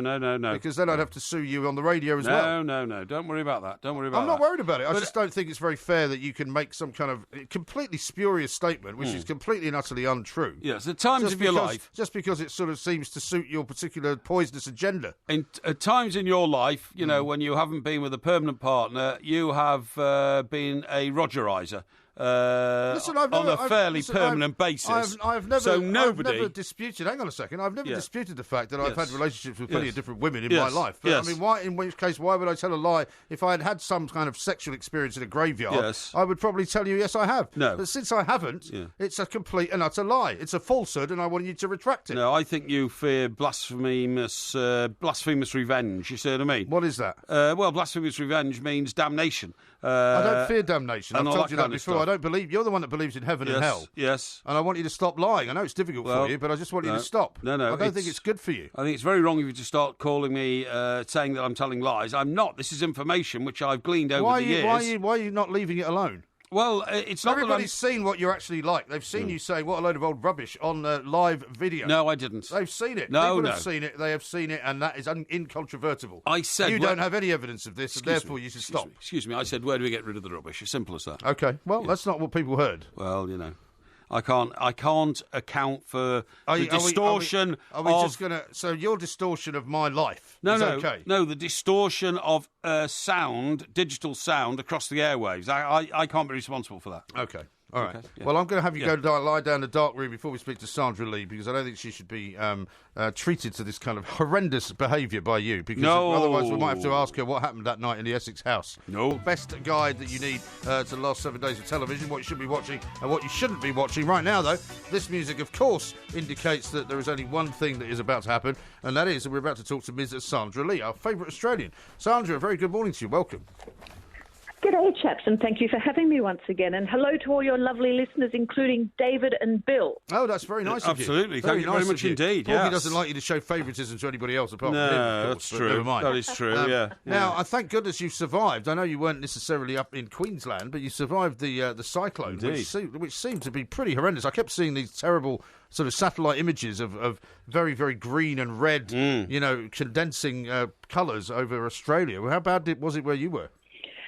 Well, we got lots of rain, and we're still getting lots of rain down south from Queensland where the cyclone hit. It was absolutely devastating. It's caused a massive, massive flooding that's still going on right now. And in fact, it spilled all the way down from far north Queensland where the cyclone hit on some of those most beautiful tropical islands. And the rain has just been absolutely pummeling down, and we're getting massive floods. All of our riverbanks up far north of New South Wales, they've been flooded. We've got northern New South Wales towns that are underwater, literally right up to the rafters. People have been evacuated this morning in urgent evacuation. So it's a real disaster. It certainly is. And do you remember, Sandra, a couple of weeks ago, I asked you a very sensible question: where does Australia get its water from? And you replied, of course, in the positive and said, from the sky. From the sky. Well, you're getting quite a bit from the sky now, aren't you? We sure are. I mean, in New South Wales, my state, we've had, for the last 4 weeks, we've had 3.5 weeks of non-stop rain, which is really, really unheard of in this part of Australia. We just don't get that much rain. And the rain that's been bucketing down overnight in Queensland, some of it's been in some suburbs or some areas, it's an entire annual rainfall in one night. I remember seeing Absolutely a picture shocking. a few years ago, I think it was, of the road coming into Brisbane, where it was literally going into a kind of a massive flooding situation. Is it as bad as that this time? Yeah, it's actually worse. They're saying that the floods that we've got now in Queensland are 1 in 100-year floods. Wow. And the cyclone that's caused it all, that was a 1 in 100-year cyclone. It was a Category 4 cyclone, which is just one off the absolute, the worst, Category 5. Yeah, absolutely shocking. I mean, one of the things, and I know this is probably more of a sort of a whimsical aspect of the storm, but one of the things that people have seen around the world and has been sent around the world several times is this picture of a shark, which is just lying in the middle of the road. Yeah. Yes, so everyone has seen that, and it's a bull shark. It's one of the nasty sharks. You don't want to have one of those coming up behind you when you're in the ocean. But it looks like it's been picked up by the cyclone and sort of sucked up in all of that energy that comes out and then just dumped. It's either that or it's been caught in one of the rivers and it's been pushed in with all the floodwaters. Right, so the experts still don't know whether it was, came in on the cyclone via air or whether it was swept in with the floodwaters. Could be God's revenge against the bull shark, because, as you say, not very pleasant people. Bull sharks not nice at all. Can I just ask one more question about the weather before we move on to whatever it is you want to talk about? Are you sure I haven't talked enough about the weather? Well, no, because I think people are fascinated by the weather, on, because in your part of the world, Sandra, you have typhoons and cyclones, whereas in the Northern Hemisphere we have hurricanes and tornadoes, don't we? Is there a particular reason why you don't have hurricanes? Can you explain it? I can't. No, Sorry. exactly. Thank goodness for that. Sorry, Sandra. That was the most... Somebody with honesty and absolute and utter integrity on this show, finally. Because, you see, if I'd asked Porky to explain it, he would have just gone on and tried to explain it, because he doesn't like to admit that he doesn't know anything. Sandra, I have to really apologise that MG's completely wasted Can you explain it? Just excuse me a minute. Completely wasted your time asking you stupid questions about meteorological aspects of the Southern Hemisphere. Unlike your what question, a jerk. Unlike your question last time about where does the water come from in Australia. Yeah, well, now we know. Now, Sandra, so I'm really sorry about that, and I will explain the meteorology of the Southern Hemisphere when I've got more time. Now, Sandra, I'm told is somebody you learn about in school in Australia who is one of the heroes of the nation. And this guy is called... what's he called? What's his name? Just trying to find... Ned Kelly. Matthew Flinders. That's right, Matthew Flinders. Now, Matthew Flinders apparently is a huge hero because... I thought you said his name was Flanders. No, Flinders. Matthew Flinders, because he got in a boat which was falling to pieces, literally, sailed around Australia, mapped out the coastline of Australia before his boat finally fell apart. This man is indeed a noble... Plank. He's a plank, isn't he? No, he's a noble man, isn't he? He is. He is very well known in Australia. Every Australian school kid is taught about Matthew Flinders' circumnavigation of Australia and to identify our fabulous great southern land as a continent. Yep. He was the first person to do that. And while he was not the first person to call Australia Australia, he was the first one to use it officially in documents, which gave us our great name. I see. So he was a famous Brit cartographer and sailor, and he did an incredible job. He circumnavigated Australia twice. Yes. He also identified Tasmania, which was initially known as Van Diemen's Land. Right. So and we've even got one of our great national mountain ranges is named after him, the Flinders Range. Well, that's incredible. I used to go to a bar in New York called Van Diemen's. Really? Yeah, on 3rd Avenue. Well, there you go. I think it was after Sandra's time. My daughter actually ended up working in it. Really? Yeah. Amazing. Sports bar. Anyway, the reason I tell you all that, Sandra, I have some great news for you. After all these hundreds of years and all that, they found old Flinders' bones in a... Euston, isn't it? Eh? Isn't he in Euston? No, he's a cemetery in St James's Church in Piccadilly. Oh, yeah. Yeah, and they've just dug it up and found him, so we're going to send all the bones back to you. You can put him in a glass case and put him in a museum or something. Well, he's technically yours because he's an Englishman. I know, but he's a big hero down there, isn't he? We've never heard of him here. He's a colonial down there, so they don't want colonials down there, do they? He didn't have much luck, actually, once he'd done the job for you down there. It says here, when he tried to return to England, his luck ran out. He was shipwrecked when HMS Porpoise, when HMS Porpoise was bound for India. The ship broke up on the Great Barrier Reef as he was leaving Australia. Flinders and 13 others took to a smaller boat and sailed 700 miles back to Sydney to organise the rescue of the rest of the crew. I'd have thought they'd have drowned by then. But then he got onto a boat called HMS Cumberland. That was we let Sandra say anything? Hang on, I'm filling Sandra in. I'm filling Sandra in. Sandra's on as our guest. She's got a lot of time. It was in very poor repair, and he was forced to stop at French-controlled Mauritius, where Flinders was arrested and detained for 6 years for being a spy. That wasn't very happy, was it? It wasn't a very happy end for him, actually, and he got really, really unwell there, and he managed to get back to England, whereupon he quickly died. So those last 6 years of his life were unhappy years. Yeah, I tell you, Gray, and he had the worst marriage ever, because when he got back, eventually... Not the worst marriage ever. Yeah, he did. In 1810, he'd been away for 9 years. I think that was Princess Diana, wasn't it? He saw his wife for the first time in 10 years. Guess what? He married his wife before his first trip to Australia, thinking he could take her with him, and then the Admiralty said he couldn't. So she didn't see him for 10 years. I'm afraid that was a lost marriage. That would have been a very unhappy marriage on both their counts, I would say, being separated for 10 years. Indeed. Now, it says here, landmarks across Australia. Why are we still talking about this? Well, this guy's a national hero. He's not a national hero, he's a complete bozo. Hang on, just hear me out. Landmarks across Australia have been named after Flinders, and there are statues of him everywhere, including in Euston Station outside the Library of New South Wales. Yeah. What about Anne Boleyn's marriage? That was pretty bad, wasn't it? Now listen, all I wanted to ask you was, Sandra, is there near where you live something like, the Flinders Cocktail Bar, or, Flinders Keepers? Yeah, Flinders Keepers. Or the Flinders Bridge that goes over, Sydney Harbour. What's her name? Flanders? Was she not, did she not break Mole somebody's Flanders. marriage up? Mole Flanders, yeah. Yeah, but that's a different person. That was another bad marriage. But, I mean, do you literally see this name all over your country?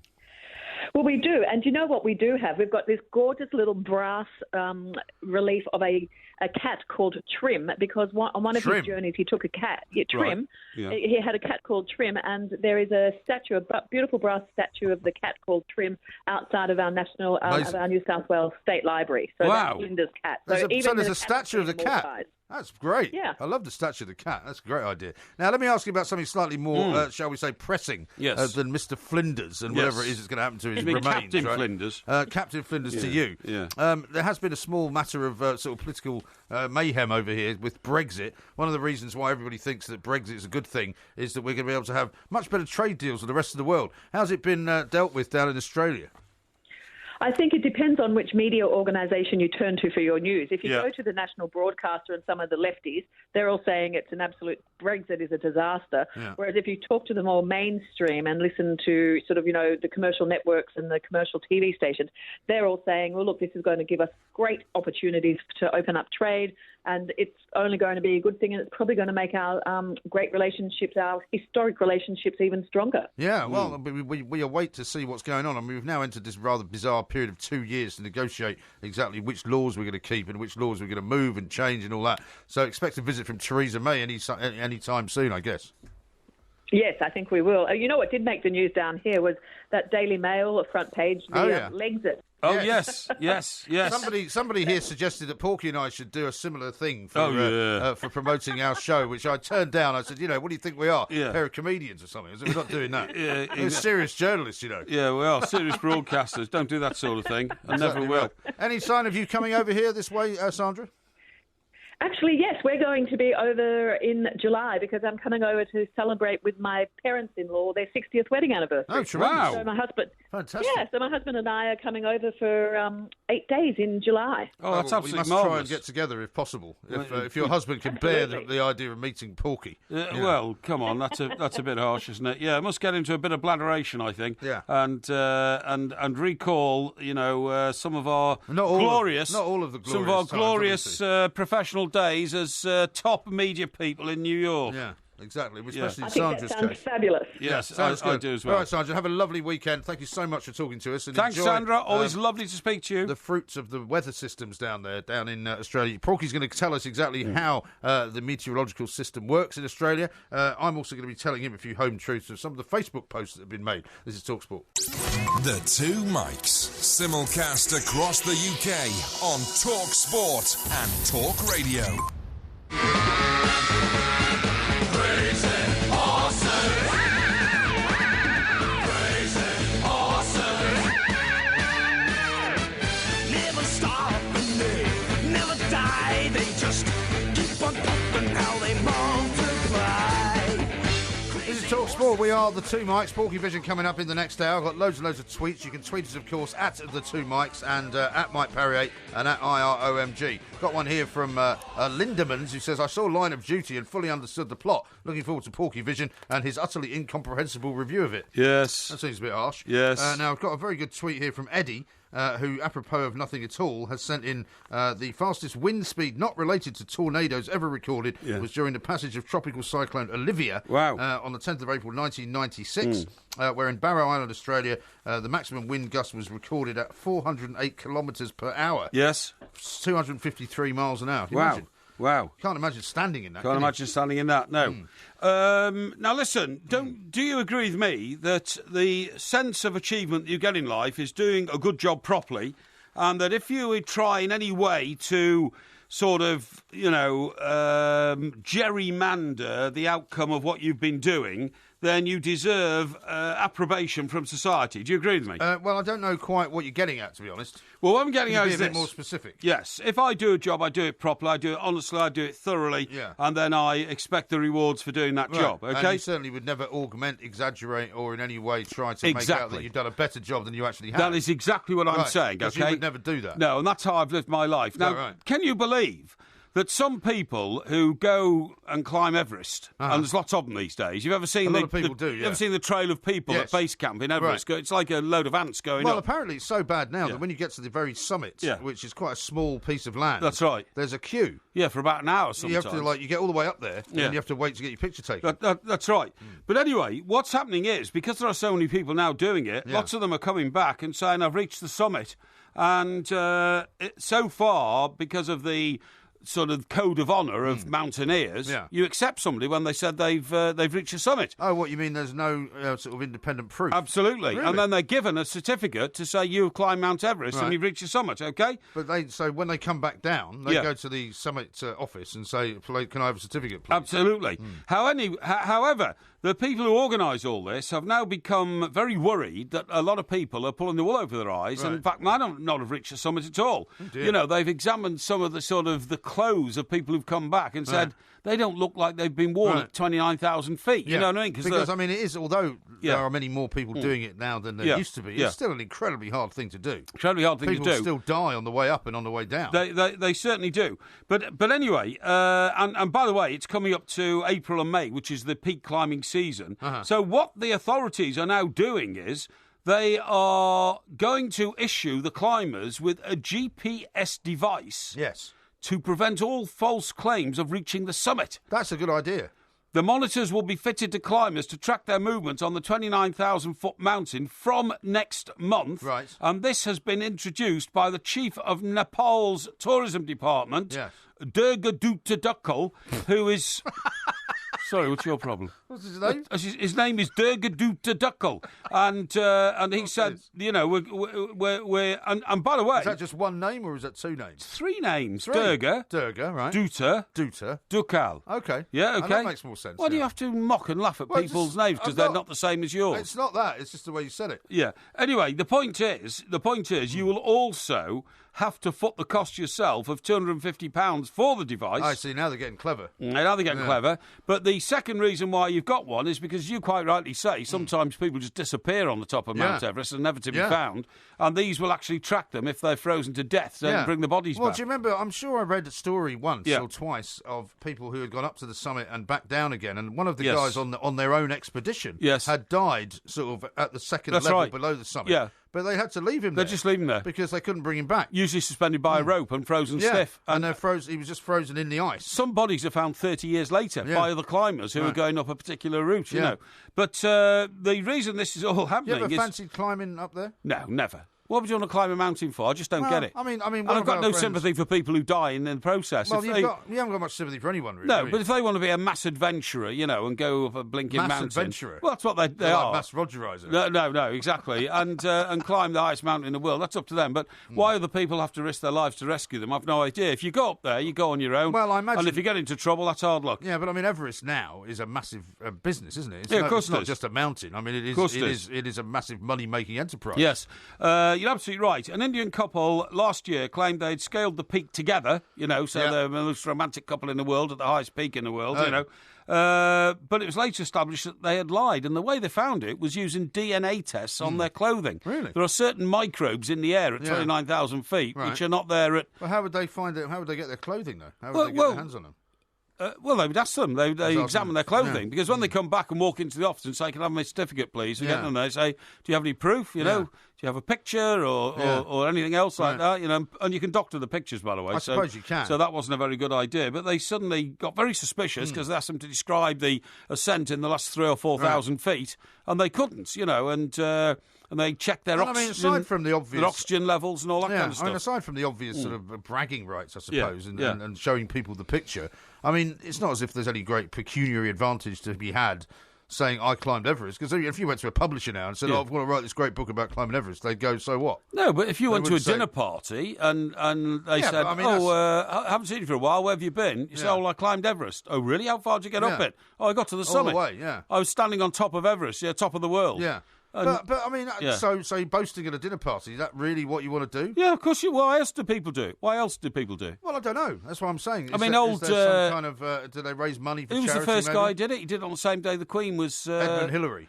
Edmund Hillary, on the same day as the Queen Elizabeth I was crowned. Sherpa Tenzing went with him, all that kind of stuff. Now, that was worth doing because he was the first man in the world to do it, okay? But I really don't think it's worth doing now. I think it's just an empty... Well, I mean, if you want to climb... There are other mountains to climb. I mean, K2, for example, is in some ways more difficult to climb. Is it? How do you know that? Because I just know about these things. What do you know about mountaineering? I don't know much about mountaineering, but I clearly know more than you do. You've never even heard of K2, have you? Of course I've heard of K2. Where is it, then? K2 is in Kathmandu. Are you sure? Yes, I'm certain. Well, it's part of the same Himalayan range. Of course it is. As Everest. Of course it is. Okay, why is it called K2? It's called K2 because it is the You're just second... going to make this up, aren't you? No, it's the second highest in the world. Therefore, K1 is Mount Everest. No, K1 is not Mount Everest. K1 is... it is. No, it's not. It is. No. But its code name is Mount Everest. It's not. There is no K1 official mountain. It's Everest. No, there is a K1. No, there isn't. Yeah, there is. Don't be ridiculous. Phil says this. Word count on a Two Mikes interview. Guest, 47. Mike Graham, 28. Mike Parry, 7,497. What? I think that's fair. You mad? This is Talk Sport. This is Talk Sport. We are the Two Mikes. A couple of big stories to talk about still on some of the back pages this morning. It's a massive weekend of Premier League football, of course, including the old Merseyside derby, which is early kick-off tomorrow. Yes. You got some pictures you're looking at over there? Well, what I'm doing is I'm sending out a picture of some of the gifts that we received in the Postman Pork post bag this week. Well, and I just want to thank... take a picture of the rubbish as well. Well, the rubbish has been dealt with, and I'm awfully sorry for anybody who misheard me calling things rubbish. I was literally referring to the packaging that these things come in, OK? Yeah. I want to thank everybody very much indeed for all presents. In particular, I want to thank Richard, the Stevenage Gooner. Yes. He sent us a lovely bottle of Moët et Chandon, I think, wasn't it? Moët et Chandon, yeah. Moët et Chandon, and we will perhaps have a sip of that at some stage over the weekend. Very possibly so. So that's very nice indeed, thank you. And that was actually a tribute to us winning the IRN Award. So, Richard, thank you very much indeed. His name is, in fact, Richard Wright. But that does not demean in any way the value that I place on the other presents. A lovely money box with a celebration of Everton's 1970 League Championship triumph, and a lovely mug called Beware Crazy Duckman, a montage from somebody else, some books sent in for cooking. Yeah. It was all lovely, and thank you very much indeed. Very nice indeed. Now, I can tell you as well that Masha Brum is the new name for K1. It used to be called Masha. It used to be called K1, but it's now a Masha Broom. It's 25,659 feet, 22nd highest mountain in the world. 22nd? What's that? K1. K1. Ninth highest. Ninth highest mountain in Pakistan. See, I told you. Yeah. And the reason it was first given the name K1, right, is because it was in the first mapping of the Karakoram mountain range. It was, yeah. That's why it's K1. Yeah, because the Kara starts with a K. Starts with a K. That's right, yes. Exactly. Unlike Carrier, which starts with a C. Exactly. Yeah. And although Brum actually means mountain in Balti, the origin of Masha is less clear. Yeah, Masha. Some have suggested it derives from Mashidar, meaning a muzzle loader. Yeah, I had a schoolmate at school, when I was in my junior school. He was known as Masher. Was he? He was the son of Slasher. No, seriously. Slasher? Yeah, Slasher Slawson. Very unfortunate name. Slasher Slawson was a local bookmaker. Why'd you call him Slasher? Well, his name was Slawson, so I suppose Slasher fitted in. Well, isn't Slasher what you call somebody who kind of slashes people's faces? Well, yeah, but at the age of 8, we didn't really know that Slasher related to somebody who went around, peaky blinding people with razors and all that kind of stuff. Just a bit of alliteration. So we called him Slasher Slawson, and then when his lad was in our class, and his name was Martin, we called him Martin the Masher, son of Slasher. Very nice. Yeah. I suppose it all makes sense now. Yeah, absolutely. Absolutely no problem at all. Now, quite a few tweets to read out. Right. A cyclone in Australia, says Guardi, has got nothing on this, and he sent me a picture of something else which is happening, I think, in India. Oh, yes. Because, of course, they get some terrible weather there as well. Yes. It's a flash flood alert. In southeast QLD. Is that right? Not quite sure where that is, but rainfall is yet to come. Okay. But it looks pretty horrendous. It's pretty horrendous indeed. Yeah. Now, do you have memory problems? Pardon? Do you have memory problems? Sometimes. Yeah. Do you know what you should do? I think it's a figment of age. I've got from one of my medical journals a very brief list of things you need to do to tighten up your memory as you get older, OK? Uh-huh. So, first of all, clench your fist. Yeah? Okay. I'll clench my fist, yeah. If somebody gives you some information, like if I said to you, what is... Do you remember we went to that beautiful cocktail party before Christmas in the Shard? Oh, in the Shard, yeah. And do you remember there was a lady there, and I said, oh, hello, and I wanted some information from her, and she said, yes, OK. Excuse me. She said, tell me your email address. Uh-huh. And I said, oh, well, you won't remember it. I'll write it down. She said, I will remember it. Tell it me. Yeah. So I told her my email address. Right. And the following day, I got an email from her. And this was a lady of a certain age, you know what I mean? Which lady was this? Something to do with the Sunday Times. Oh, yeah? Yeah, do you remember? Do you mean the editor of the magazine? I'm not sure, but anyway, I don't really want to talk about that publicly on there because it was a confidential conversation. You see what I mean? Well, she might not be too clean on your description of her either. No. Now, what I was going to say is... No. Sound like a reversing lorry. That's right. No. So, for instance, right, if I said to you, what is your mobile phone number? Yes. Just as you were about to relate it to me, I would clench my fist like that. You know, you ball your fist. That's what you do. What, so that helps you remember it? It does. While you're being told it? Yeah, while you're being told it. Okay. You ball your fist up and tug your arm like that. Yeah, and doesn't that look a bit threatening? No, it pulls. I might think you were about to hit me, which I might counter and hit you back. No. It honestly, it pop you one. It lassoes it and puts it in your brain. I see. Okay. Well, should we try that now? Why? If I tell you something, okay. See if you can remember it. Okay, but fine. then the thing is, you can then remember it. I mean, the question is not whether you remember it in 5 minutes. Yeah. It's whether you remember it in 20 minutes. Yeah, but go on. Give me a fake mobile number. Well, I'll tell you what I'll do. Yeah. I won't give you a fake number, but I will give you a fact. Okay. And then I will come back to you at 20 past in 20 minutes' time. Okay. And see if you remember it. Yeah. How does that work? Yeah, go on. Okay. Let me see. Let me find you something first. Okay. Well, I'll tell you other ways to do it. Best way to strengthen the memory. No, let me. This is what I'll tell you. How high in metres? I want you to remember this is K1. Okay. Yeah, K1. It's 7,821 metres. 7,821. Yeah. Right. Now, don't think about that. No, don't write I won't. it down. Yeah. I'll ask you about it in a little while. Yeah. Now, the best way to strengthen the memory is to go through the information just before you go to sleep. So if you want to remember anything from your day's work, you literally run it through your memory before you put your head on the pillow. That's a method developed by Dr. Andrew Johnson, the memory specialist and lecturer in psychology at Bournemouth University. Hey? Wasn't there a Masters in Johnson? No, Bournemouth University. You sure? Now then, another way to remember things is in your head you should have an A to Z. So you put pieces of information into the letter... Well, you can't remember what you did yesterday. Yeah, I can, yeah. You can't. Go through the alphabet, it jogs your memory, OK? Right, A, B, C, D. Yeah, that's right, yeah. What's next? What? A, B, C, D, E, F, G, H, I, J, and so on. And so on. So if I'm telling you information about, for instance... like, I don't know. A contact. A contact. Yeah. Somebody whose name and number you want. Which pigeonhole do you put that in? What, pigeonhole? Yeah. What do you mean? C. For contact. No, I don't. C. No, everybody. Of course you do. No, everybody does things differently. No. This is what I'm telling you how to do it. I don't need a pigeonhole in my head to remember a contact. Yeah. Okay. Right. Alcohol may help you fall asleep, but it also wrecks your memory. So stay off it. That's why you've got such a bad memory. No, none of that, please. But it's true. When somebody tells you something, you speak it back to them, and that plants it in your brain. Okay? Yeah, okay. Okay? So you've done that already when I gave you that piece of information. Yeah, earlier. but Don't what you repeat do it is now. So you say what you want to remember out loud or mouth it. It will help you recall. You could sing that, couldn't you? Say what you want. It's a Texas song, isn't it? Yeah. Another way to do it is to use the chunking method. Chunking? Yeah. What's that like? Well, to remember a phone number, when given a string of numbers to remember, such as 1, 2, 3, 9, 5, 7, 00, 10, 666. Break it down into 12, number. 39, 57, 00, 10 and 66. Well, where's that number, though? That's a long number. Well, it doesn't matter, but you break it down into like doubles. Well, the same in America, right? When in the old days, you would break it down into the area code first. Yes. So you would remember 203 is a Connecticut number, 202 is a Washington, D.C. number, yes. 516 Long Island. You know, you'd remember all those kind of things. 415 Pennsylvania. Yeah. And then you would think That's of right. the number secondary. That's right. That's right. Do you remember any of your old phone numbers? Let me ask you that question. I remember the home telephone number in Chester. Okay, go on. I picked up the phone. Hello, Chester 27049. Hello. Yeah, hello. I used to say hello. Chester 27049. No, I'm because sorry. my parents always told me to do that. I'm sorry. Did you have a phone in your? I'm sorry. Everybody's got out.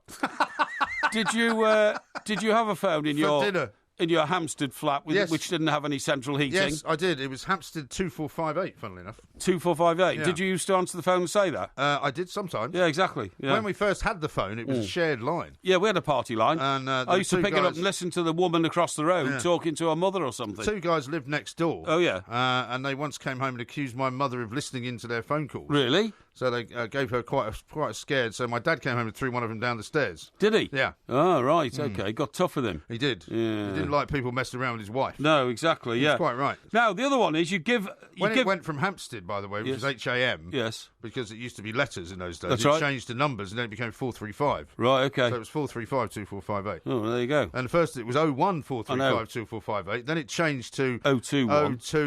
Then it changed to 0207. 0207, that's right. Yeah. Actually, first I think it was 0171 first. It was, yeah. It was. And then it changed to 071. Yeah. Then it changed to 0207 435 2458. I've always been able to remember that. That's right. Now then, also give yourself a cue if you want to implement your memory. A cue? For example, say to yourself, whenever I have my first cup of tea in the morning, I will also take my pills. As long as we don't get one from that bloke that sets up the show. Yeah, I will also take my pills. Take your pills? Yes. Why? When the lunchtime news finishes, I will do my exercises. Well, you need 27 of those. Yeah, but you cue yourself, you see. And the other one you can do is... Seen the time. You can try mnemonic memory aid. Are you sure that's how you pronounce it? Mnemonic memory aid. Uh-huh. You paint a picture in your head. You see, it's not mnemonic. No, mnemonic. Mnemonic. Yeah, yeah. Are you sure? Yeah. All right. Okay. Anyway. Good. Is that it then? Yeah, that's Thank it. you. This is Okay. Talk Sport. So I'll let you know. The Two Mics, simulcast across the UK on Talk Sport and Talk Radio.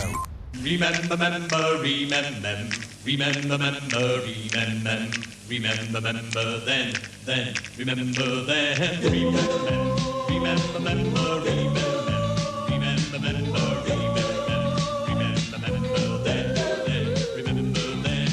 that night we fell in love. Beneath the stars above. That was love. Do you remember who did this?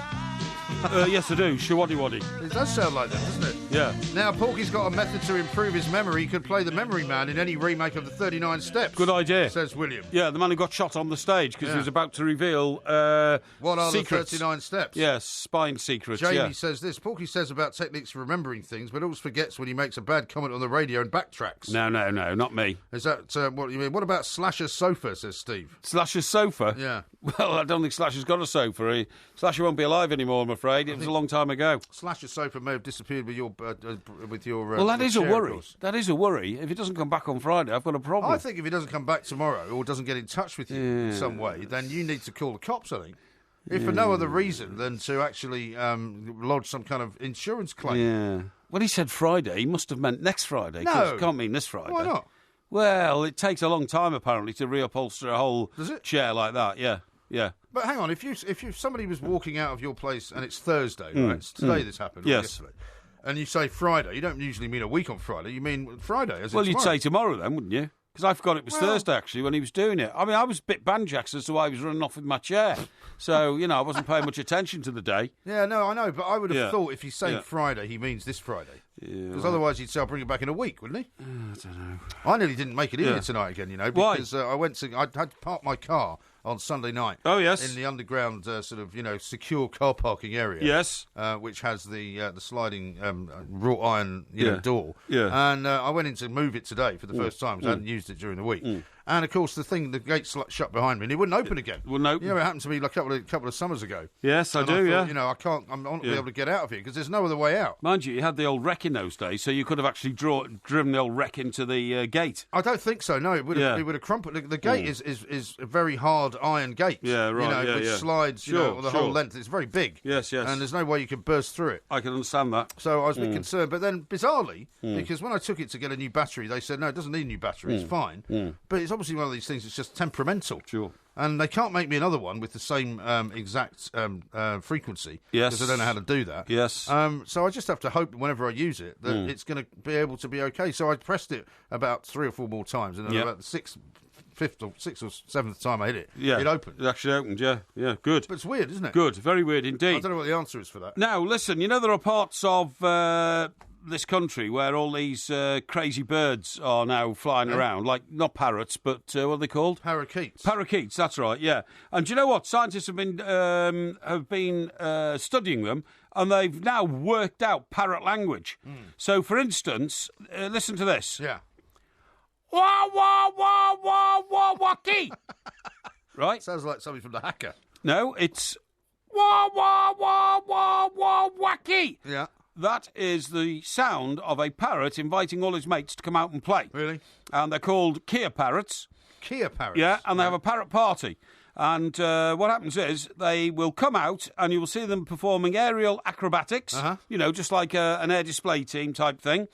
They wrestle each other by flapping at each other with wings, right? Well, where is this going on? And, where's this meant to be happening? This happens in our parrot communities, parakeet communities. I don't have a parrot community. Well, there's one in Richmond, isn't I there? know there's one. Well, there's one in sort of West London. Yeah, that's but right. I've never seen it. So I've seen them flying. Yeah.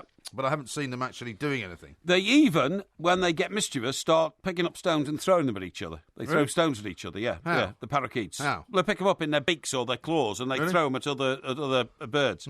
Now, in much the same way as laughter does it for humans, i.e. releases tension, all that kind of stuff, biologists have found that a parrot call is an invitation to play and produces what's known in the parrot world as contagious frivolity. Contagious? I know a joke about that, but I'm not going to say it here. Well, it's probably some horrible joke about a contagious disease, is it? Well, it's not, no, but it's not one I can repeat on the radio. Well, thank God for that. Yeah. Now then, Raoul Schwing. No, you won't believe it, honestly. Schwing.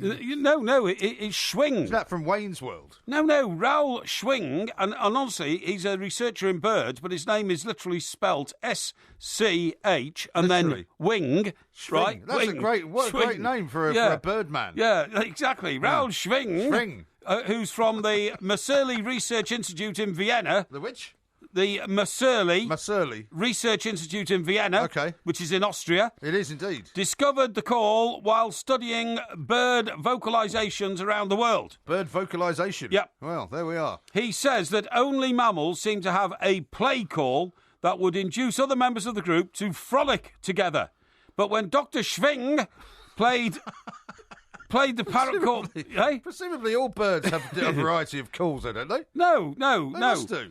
No, he said when they played the parrot call back from speakers hidden in the trees to try and fool the parrots and the parakeets, the results were unambiguous. Really? Now, this is all contained in one of my medical journals. Journals? No, it's called Current Biology, OK? Craig says this. I actually turned around to look for the parrot then. What an amazing similarity. Thank you. He says in his report, in many instances, the Kia, that's a form of parrot. I thought it was a car. It's a car, isn't it? Kia, K-I-A, it's a car. No, this is K-E-A. It's a parrot species. Right. Just started playing with the bird next to them.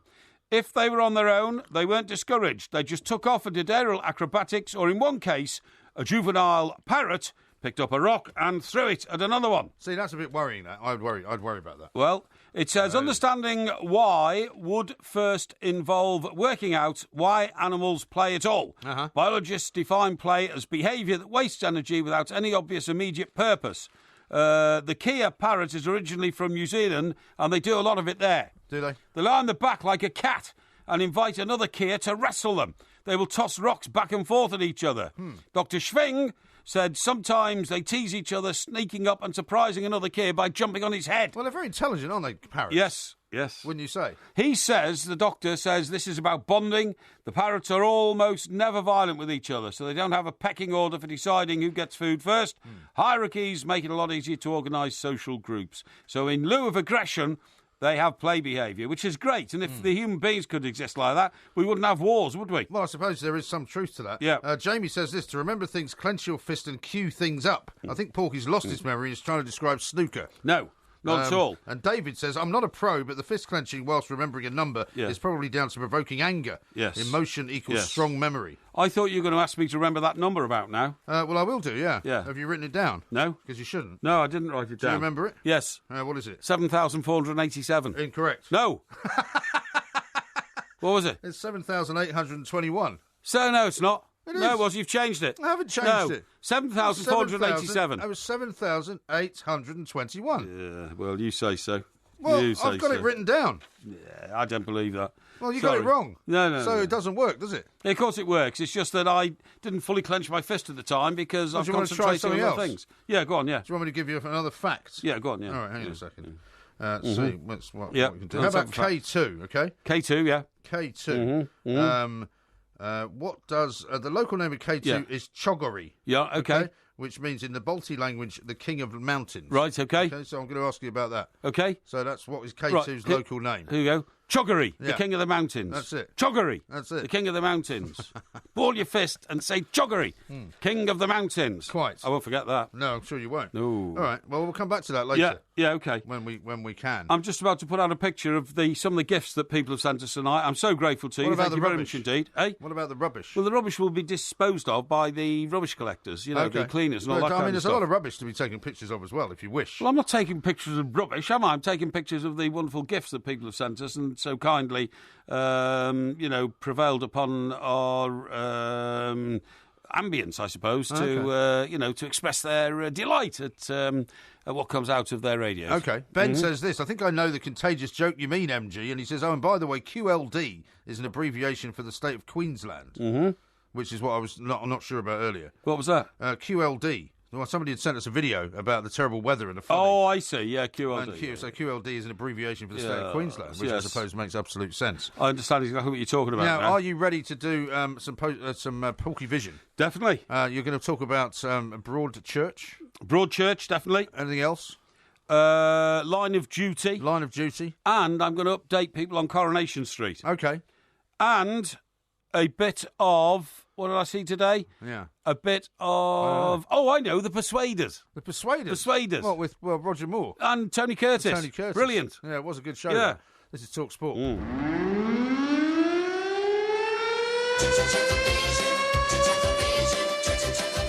As your TV reviewer, I can reveal there are no plans for a new series. Yeah, no, but wasn't there a previous series? Oh, hang on, wait a minute. It says here there might be a new series. What's the problem?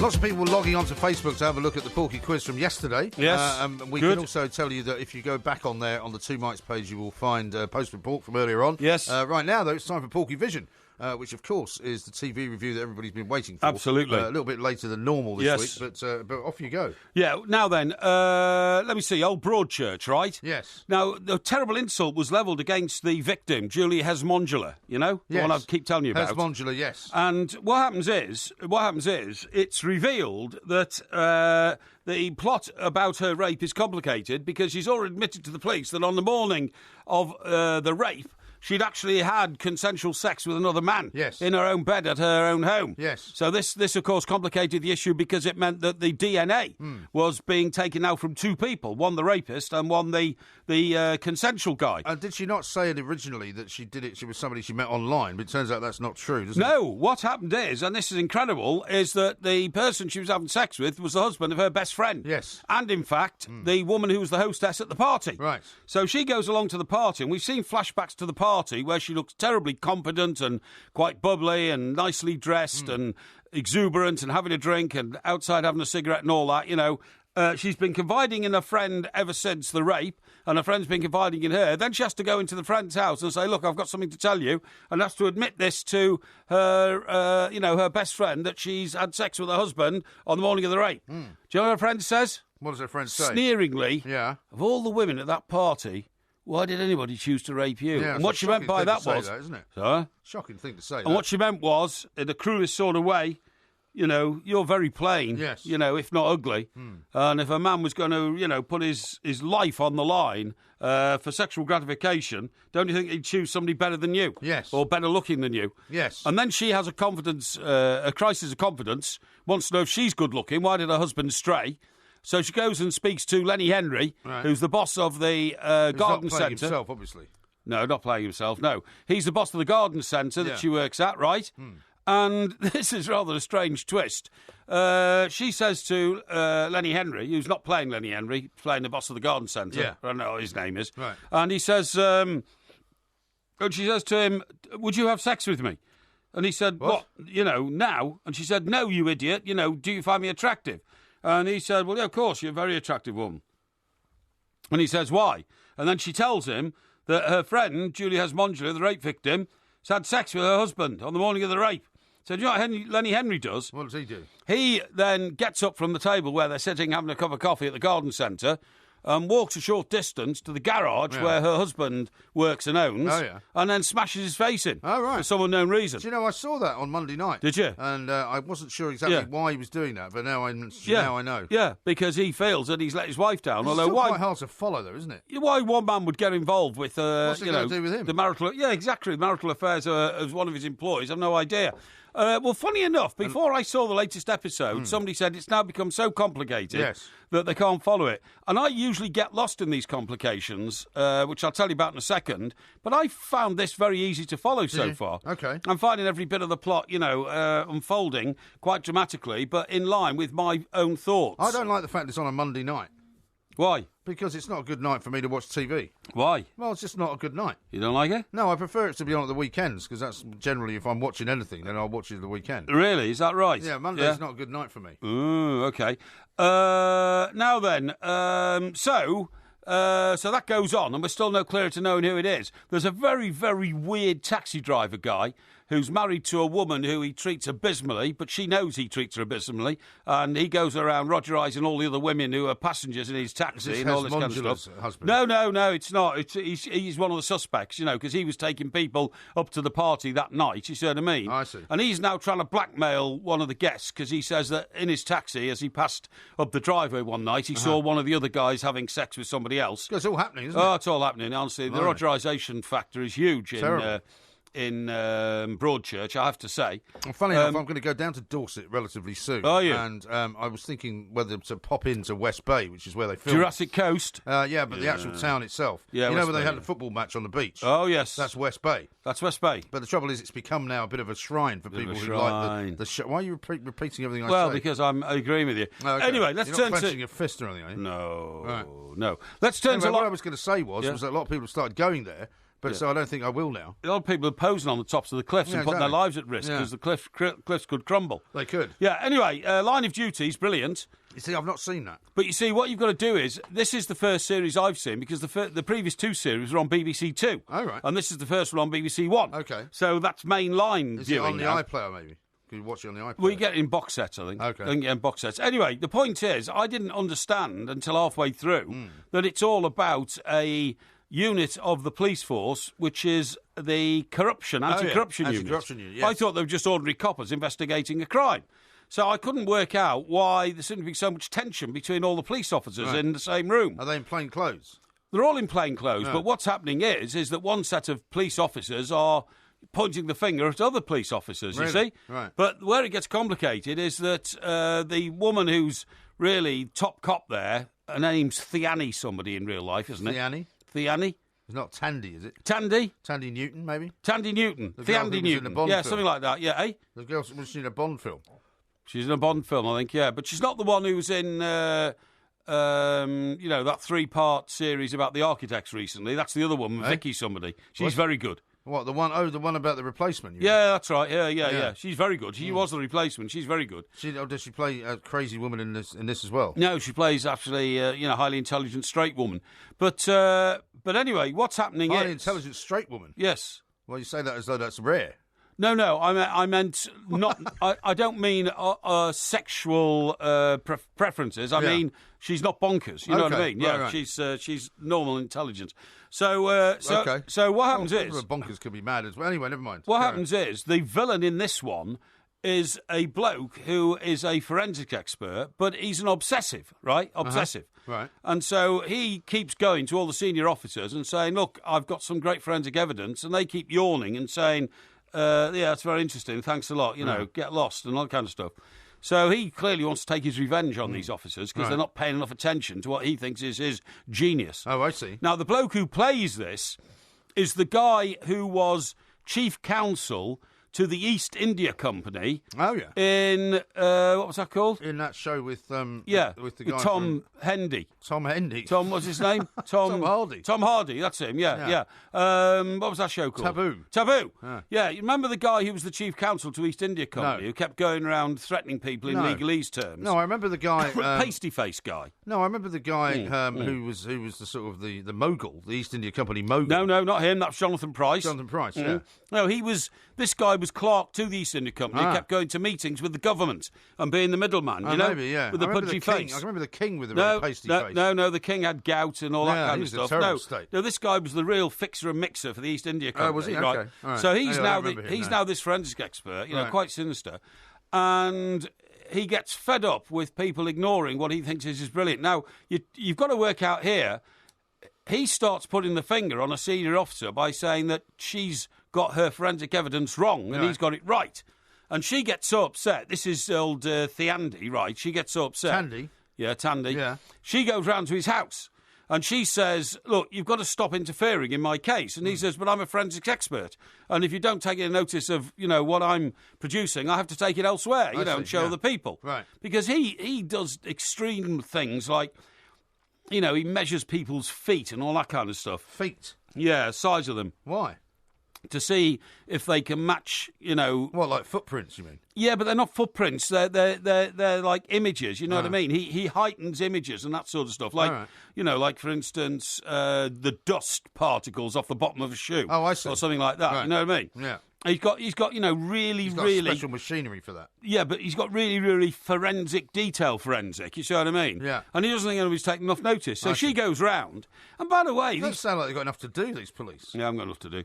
These people all live in incredibly, well-appointed middle-class homes. In every drama I've seen over the last year, they all live. They've got huge fitted kitchens. But it's like whenever you see anybody in a movie living in New York, they all live in these massive apartments. Don't Exactly. Nobody lives in a tiny studio. No, exactly. That's absolutely right. And so this guy is just a pure forensics officer, and he's single. He's a bit of a weirdo. Yeah. And he's cooking at home in this incredible kitchen, And you think, well, hang on, is he a corrupt policeman, or how did he get a big kitchen like this, and all this kind of stuff? She turns up. They have a row, and they have a tussle, and she falls backwards and bangs her head. Oh dear. Now, he's a police officer. He touches the pulse on her neck and finds out she's dead. Right. So then... there's no pulse. There's no pulse. No pulse in dead people, mate. No. Believe me. Although it's possible for you to pulse to disappear for a while and come back, isn't it? Well, it could do. I mean, people used to say to you, you'd chase anything in a pulse that's got a pulse. You know what I mean? No, nobody they said did. that. Yeah, they did. Yeah, but anyway, that's another reference. That's to another one else. of your fantasies. But anyway, so what happens is, he then, amazingly... decides logically he's going to have to get rid of the body. Right. So he's a police officer, isn't he? He's a police officer. Well, why didn't he just come clean? No, there's no way is he coming clean. So he then puts on his coat and goes to B&Q. In fact, it wasn't B&Q, but it was somewhere like B&Q. Right. And he buys huge rolls of plastic sheeting. Right. Does he not think that'll be a bit of a giveaway? Well, I don't know. And he gets other things like axes and saws. No, seriously. And did he go to the serial killer department? Yeah, he did, yeah. And did he get some acid while he was at it? And one of those machines that you normally use with a circular saw on it to cut through wood. Yeah. Circular saw? Yeah, that's right, yeah. Well, isn't it just a circular saw? Yeah, it is, actually, yeah. So then he goes back to the kitchen... Right. And he lays out all the plastic sheeting, and he drags her body on top of it, and it's now obvious what he's going to do with the axes and the saws and the circular saw. Wasn't that pretty obvious anyway? Well, he didn't like to think these things, think these thoughts. He's then going to... He wasn't going to build a fence, was he? No, he wasn't going to build a fence. Probably not. He was going to chop her up, and then dispose of her in bits and pieces. Oh. So anyway, he gets the circular saw, and he Chainsaw Massacre. This is it is, yeah. And that scene from like the scene from Scarface. That's it, yeah. And he loads it towards her head, and you think he's going to literally cut her head in two. Yeah, because he's going to go onto her. The saw is spinning an inch above her nose, right? Right. And then guess what happens? I don't know. She opens her eyes. Yeah, you see. Yeah. I told you that. Yeah. I told you that sometimes your pulse can disappear. Absolutely. And what a shock that was, Well. And so does he stop then? Well, that's the end of the first series. He took his way out of that. That's the end. Well, who knows? That's the end of the first series. So cut your hair a little bit. So I'll tell you what happens perhaps next week. Okay.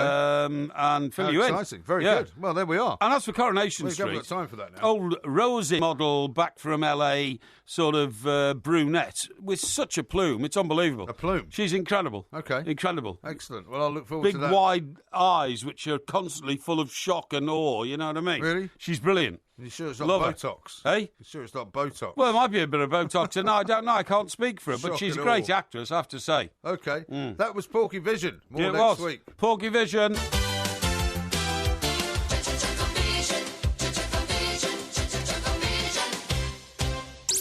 The Two Mics, simulcast across the UK on Talk Sport and Talk Radio.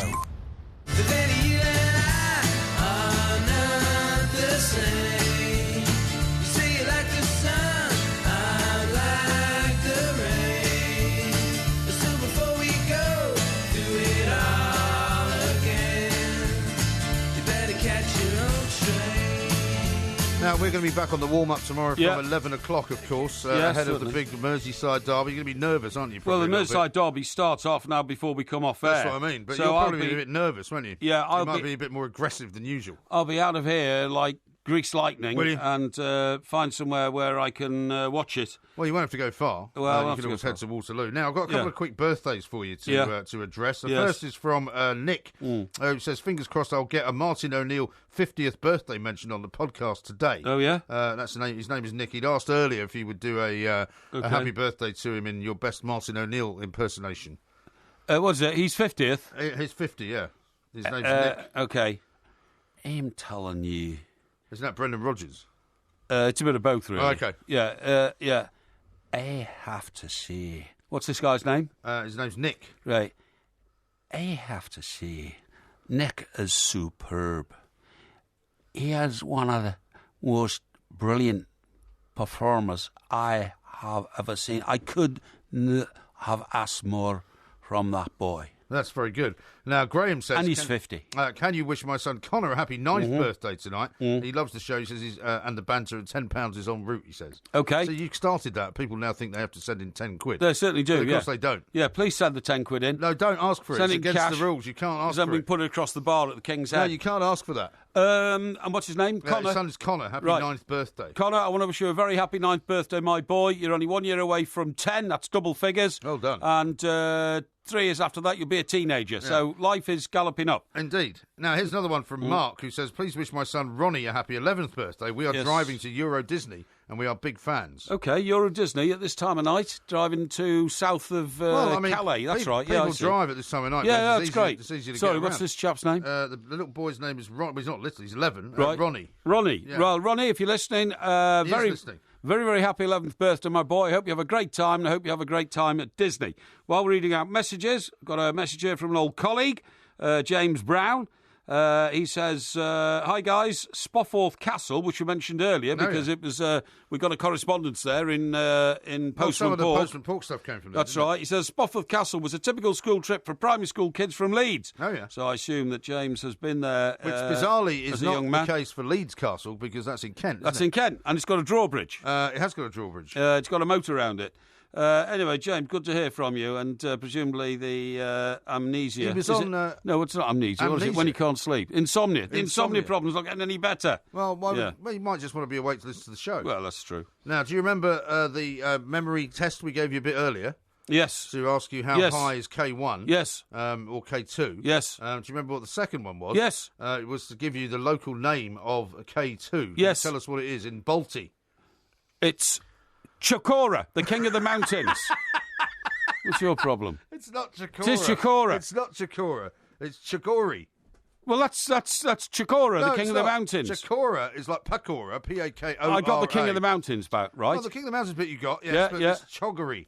Choggery. I think you make it up as you go along. I'm not making it up as I go along. I'm trying to give you to see whether the system of clenching your fist works. Yeah, well, it does, obviously. But you did remember the king of the mountains, so half of it was right. Yes, exactly. Right, it says here from Robert, thanks very much, Porky, for the update of Broadchurch. I've taped it. And he hasn't seen it yet, so well, that's not my fault, pal. You know, I can't help that your arrangements for taping and not watching are so I'm haphazard. sure you'll find that there's quite a few details missing. Yeah, don't worry about it. Robin says, Porky, did you clench your fist at the man running down the road with your chair? Well, no, I didn't have a chance. I had a pair of shorts on, just come out the shower, literally. In fact, I was in the shower and heard a banging noise on the door, so I had to go and find out what it was. Yeah, I mean, I find it very odd that this guy won. Either if it's the same guy that turned up the other day without telling you, now turns up another time without telling you. I mean, when you spoke to him, did he tell you he was coming round? Well, he might have done. I can't remember these things, to be honest. I get confused. Why? I just do. Well, maybe start clenching your fist more. Actually, do you know what? I thought he was the bloke who'd come to fix my waste disposal anyway. What's wrong with that? Well, it's like on the blink. Well, I thought you'd had that fixed ages ago. Sorry? What's it not doing now, then? What's it not doing? What it's not doing is it's not disposing of any waste. Oh, right. You know, not much use then. I press the button and it usually goes. Doesn't that mean there'll be a bit and of it's a, not now. bit of a pong then in the kitchen? No, not at all, because it flushes everything through. You can still put water to it to flush it through, but it's not grinding anything up. Well, yeah, but so won't that block up the drain, though? No, of course it won't block up the drain. It all comes out of the same drain at the end. You just flush it through with water. Well, if you're just flushing stuff through with water, then what's the point of having chewing it then? Well, precisely. I'm not putting stuff down at the moment because it's not chewing anything up, I see. But isn't there stuff stuck down there is what my No, point is. no. Not at all, no. I got rid of that when I thought there could be something here. I just poured bleach in it and that will have dissolved everything and it will have gone through, yeah. Okay. Yeah, no so problem. maybe that guy will come tomorrow.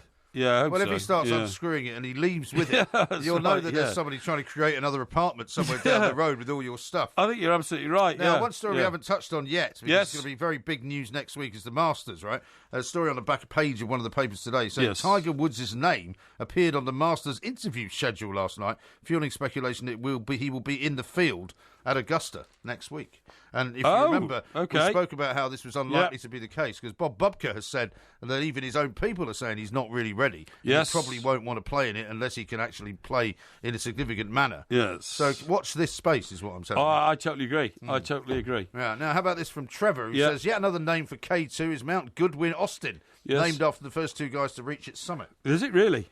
How amazing is that? Goodwin Austin. Now then, in this politically correct world, you know, how do you sometimes address people? What do you mean? Well, a bank called HSBC has issued a total of 10 prefixes to names for their customers so as not to in any way offend anybody on International Transgender Day of Visibility. What? It's International Transgender Day of Visibility. Is it? Yeah. Okay. What, today? I think it's today, yeah. Right, okay. Well, so what you mean, they're saying that there are certain... What you mean in terms of like Mr. or Mrs. or Ms. So what they've got are Miss. these. Yeah, you're absolutely right. So these are what you would call neutral... Gender-neutral in these, ways of addressing people. You know when you fill in these forms and it says, you know, surname, Christian name, and then title, and it used to be Mr., Mrs., Miss, and Sir, didn't They don't normally say Christian name anymore, do they? Because you might not be a Christian. Oh, I see what you mean. First name, first name. First name, first given name, surname, given as would be in America, and then a Mr., Mrs., I remember it as Mr., Mrs., Miss, or Sir. Or Ms. I think that's a very recent one. But anyway. What about Doctor? Well, I think other. That comes under other, yeah. Right. But anyway, what the HSBC are giving you are the following. Right. MX, pronounced mix or mux. MX? MX. Okay, what's that? Well, you might have a mixture of gender. Okay. Right. No, these are well-known terms, I assume, are they? No, these are terms that they've decided on themselves. Okay. Right, next one, IND. IND. Is that independent? No, individual. Oh, individual. You've just decided to build yourselves individual. All right. M.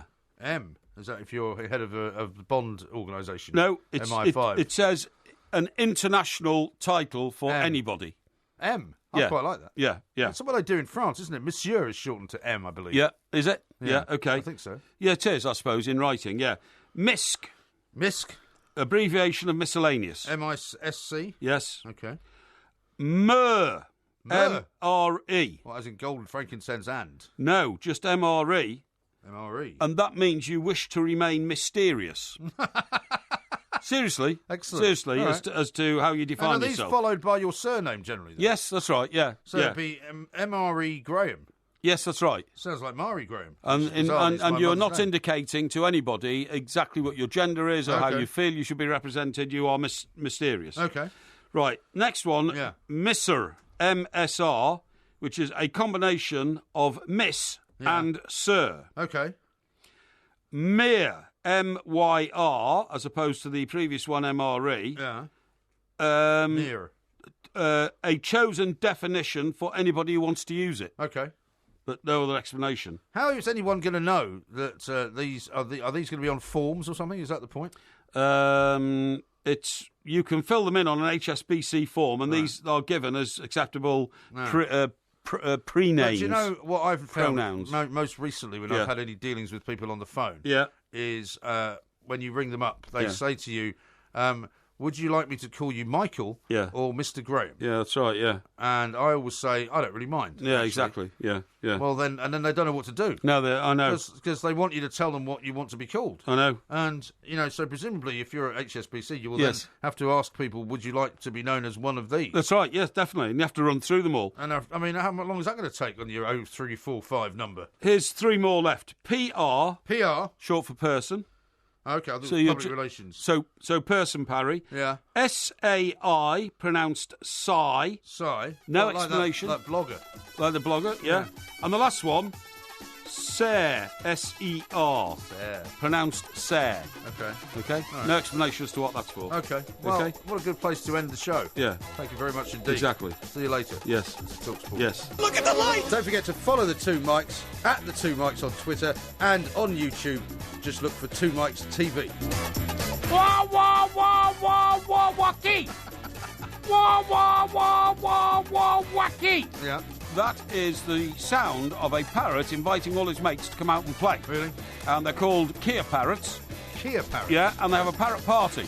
And what happens is they will come out and you will see them performing aerial acrobatics, you know, just like an air display team type thing. They wrestle each other by flapping at each other with wings, right? Well, where is this going on? And where is this meant to be happening? This happens in our parrot communities, you know, parakeet communities. I don't have a parrot community.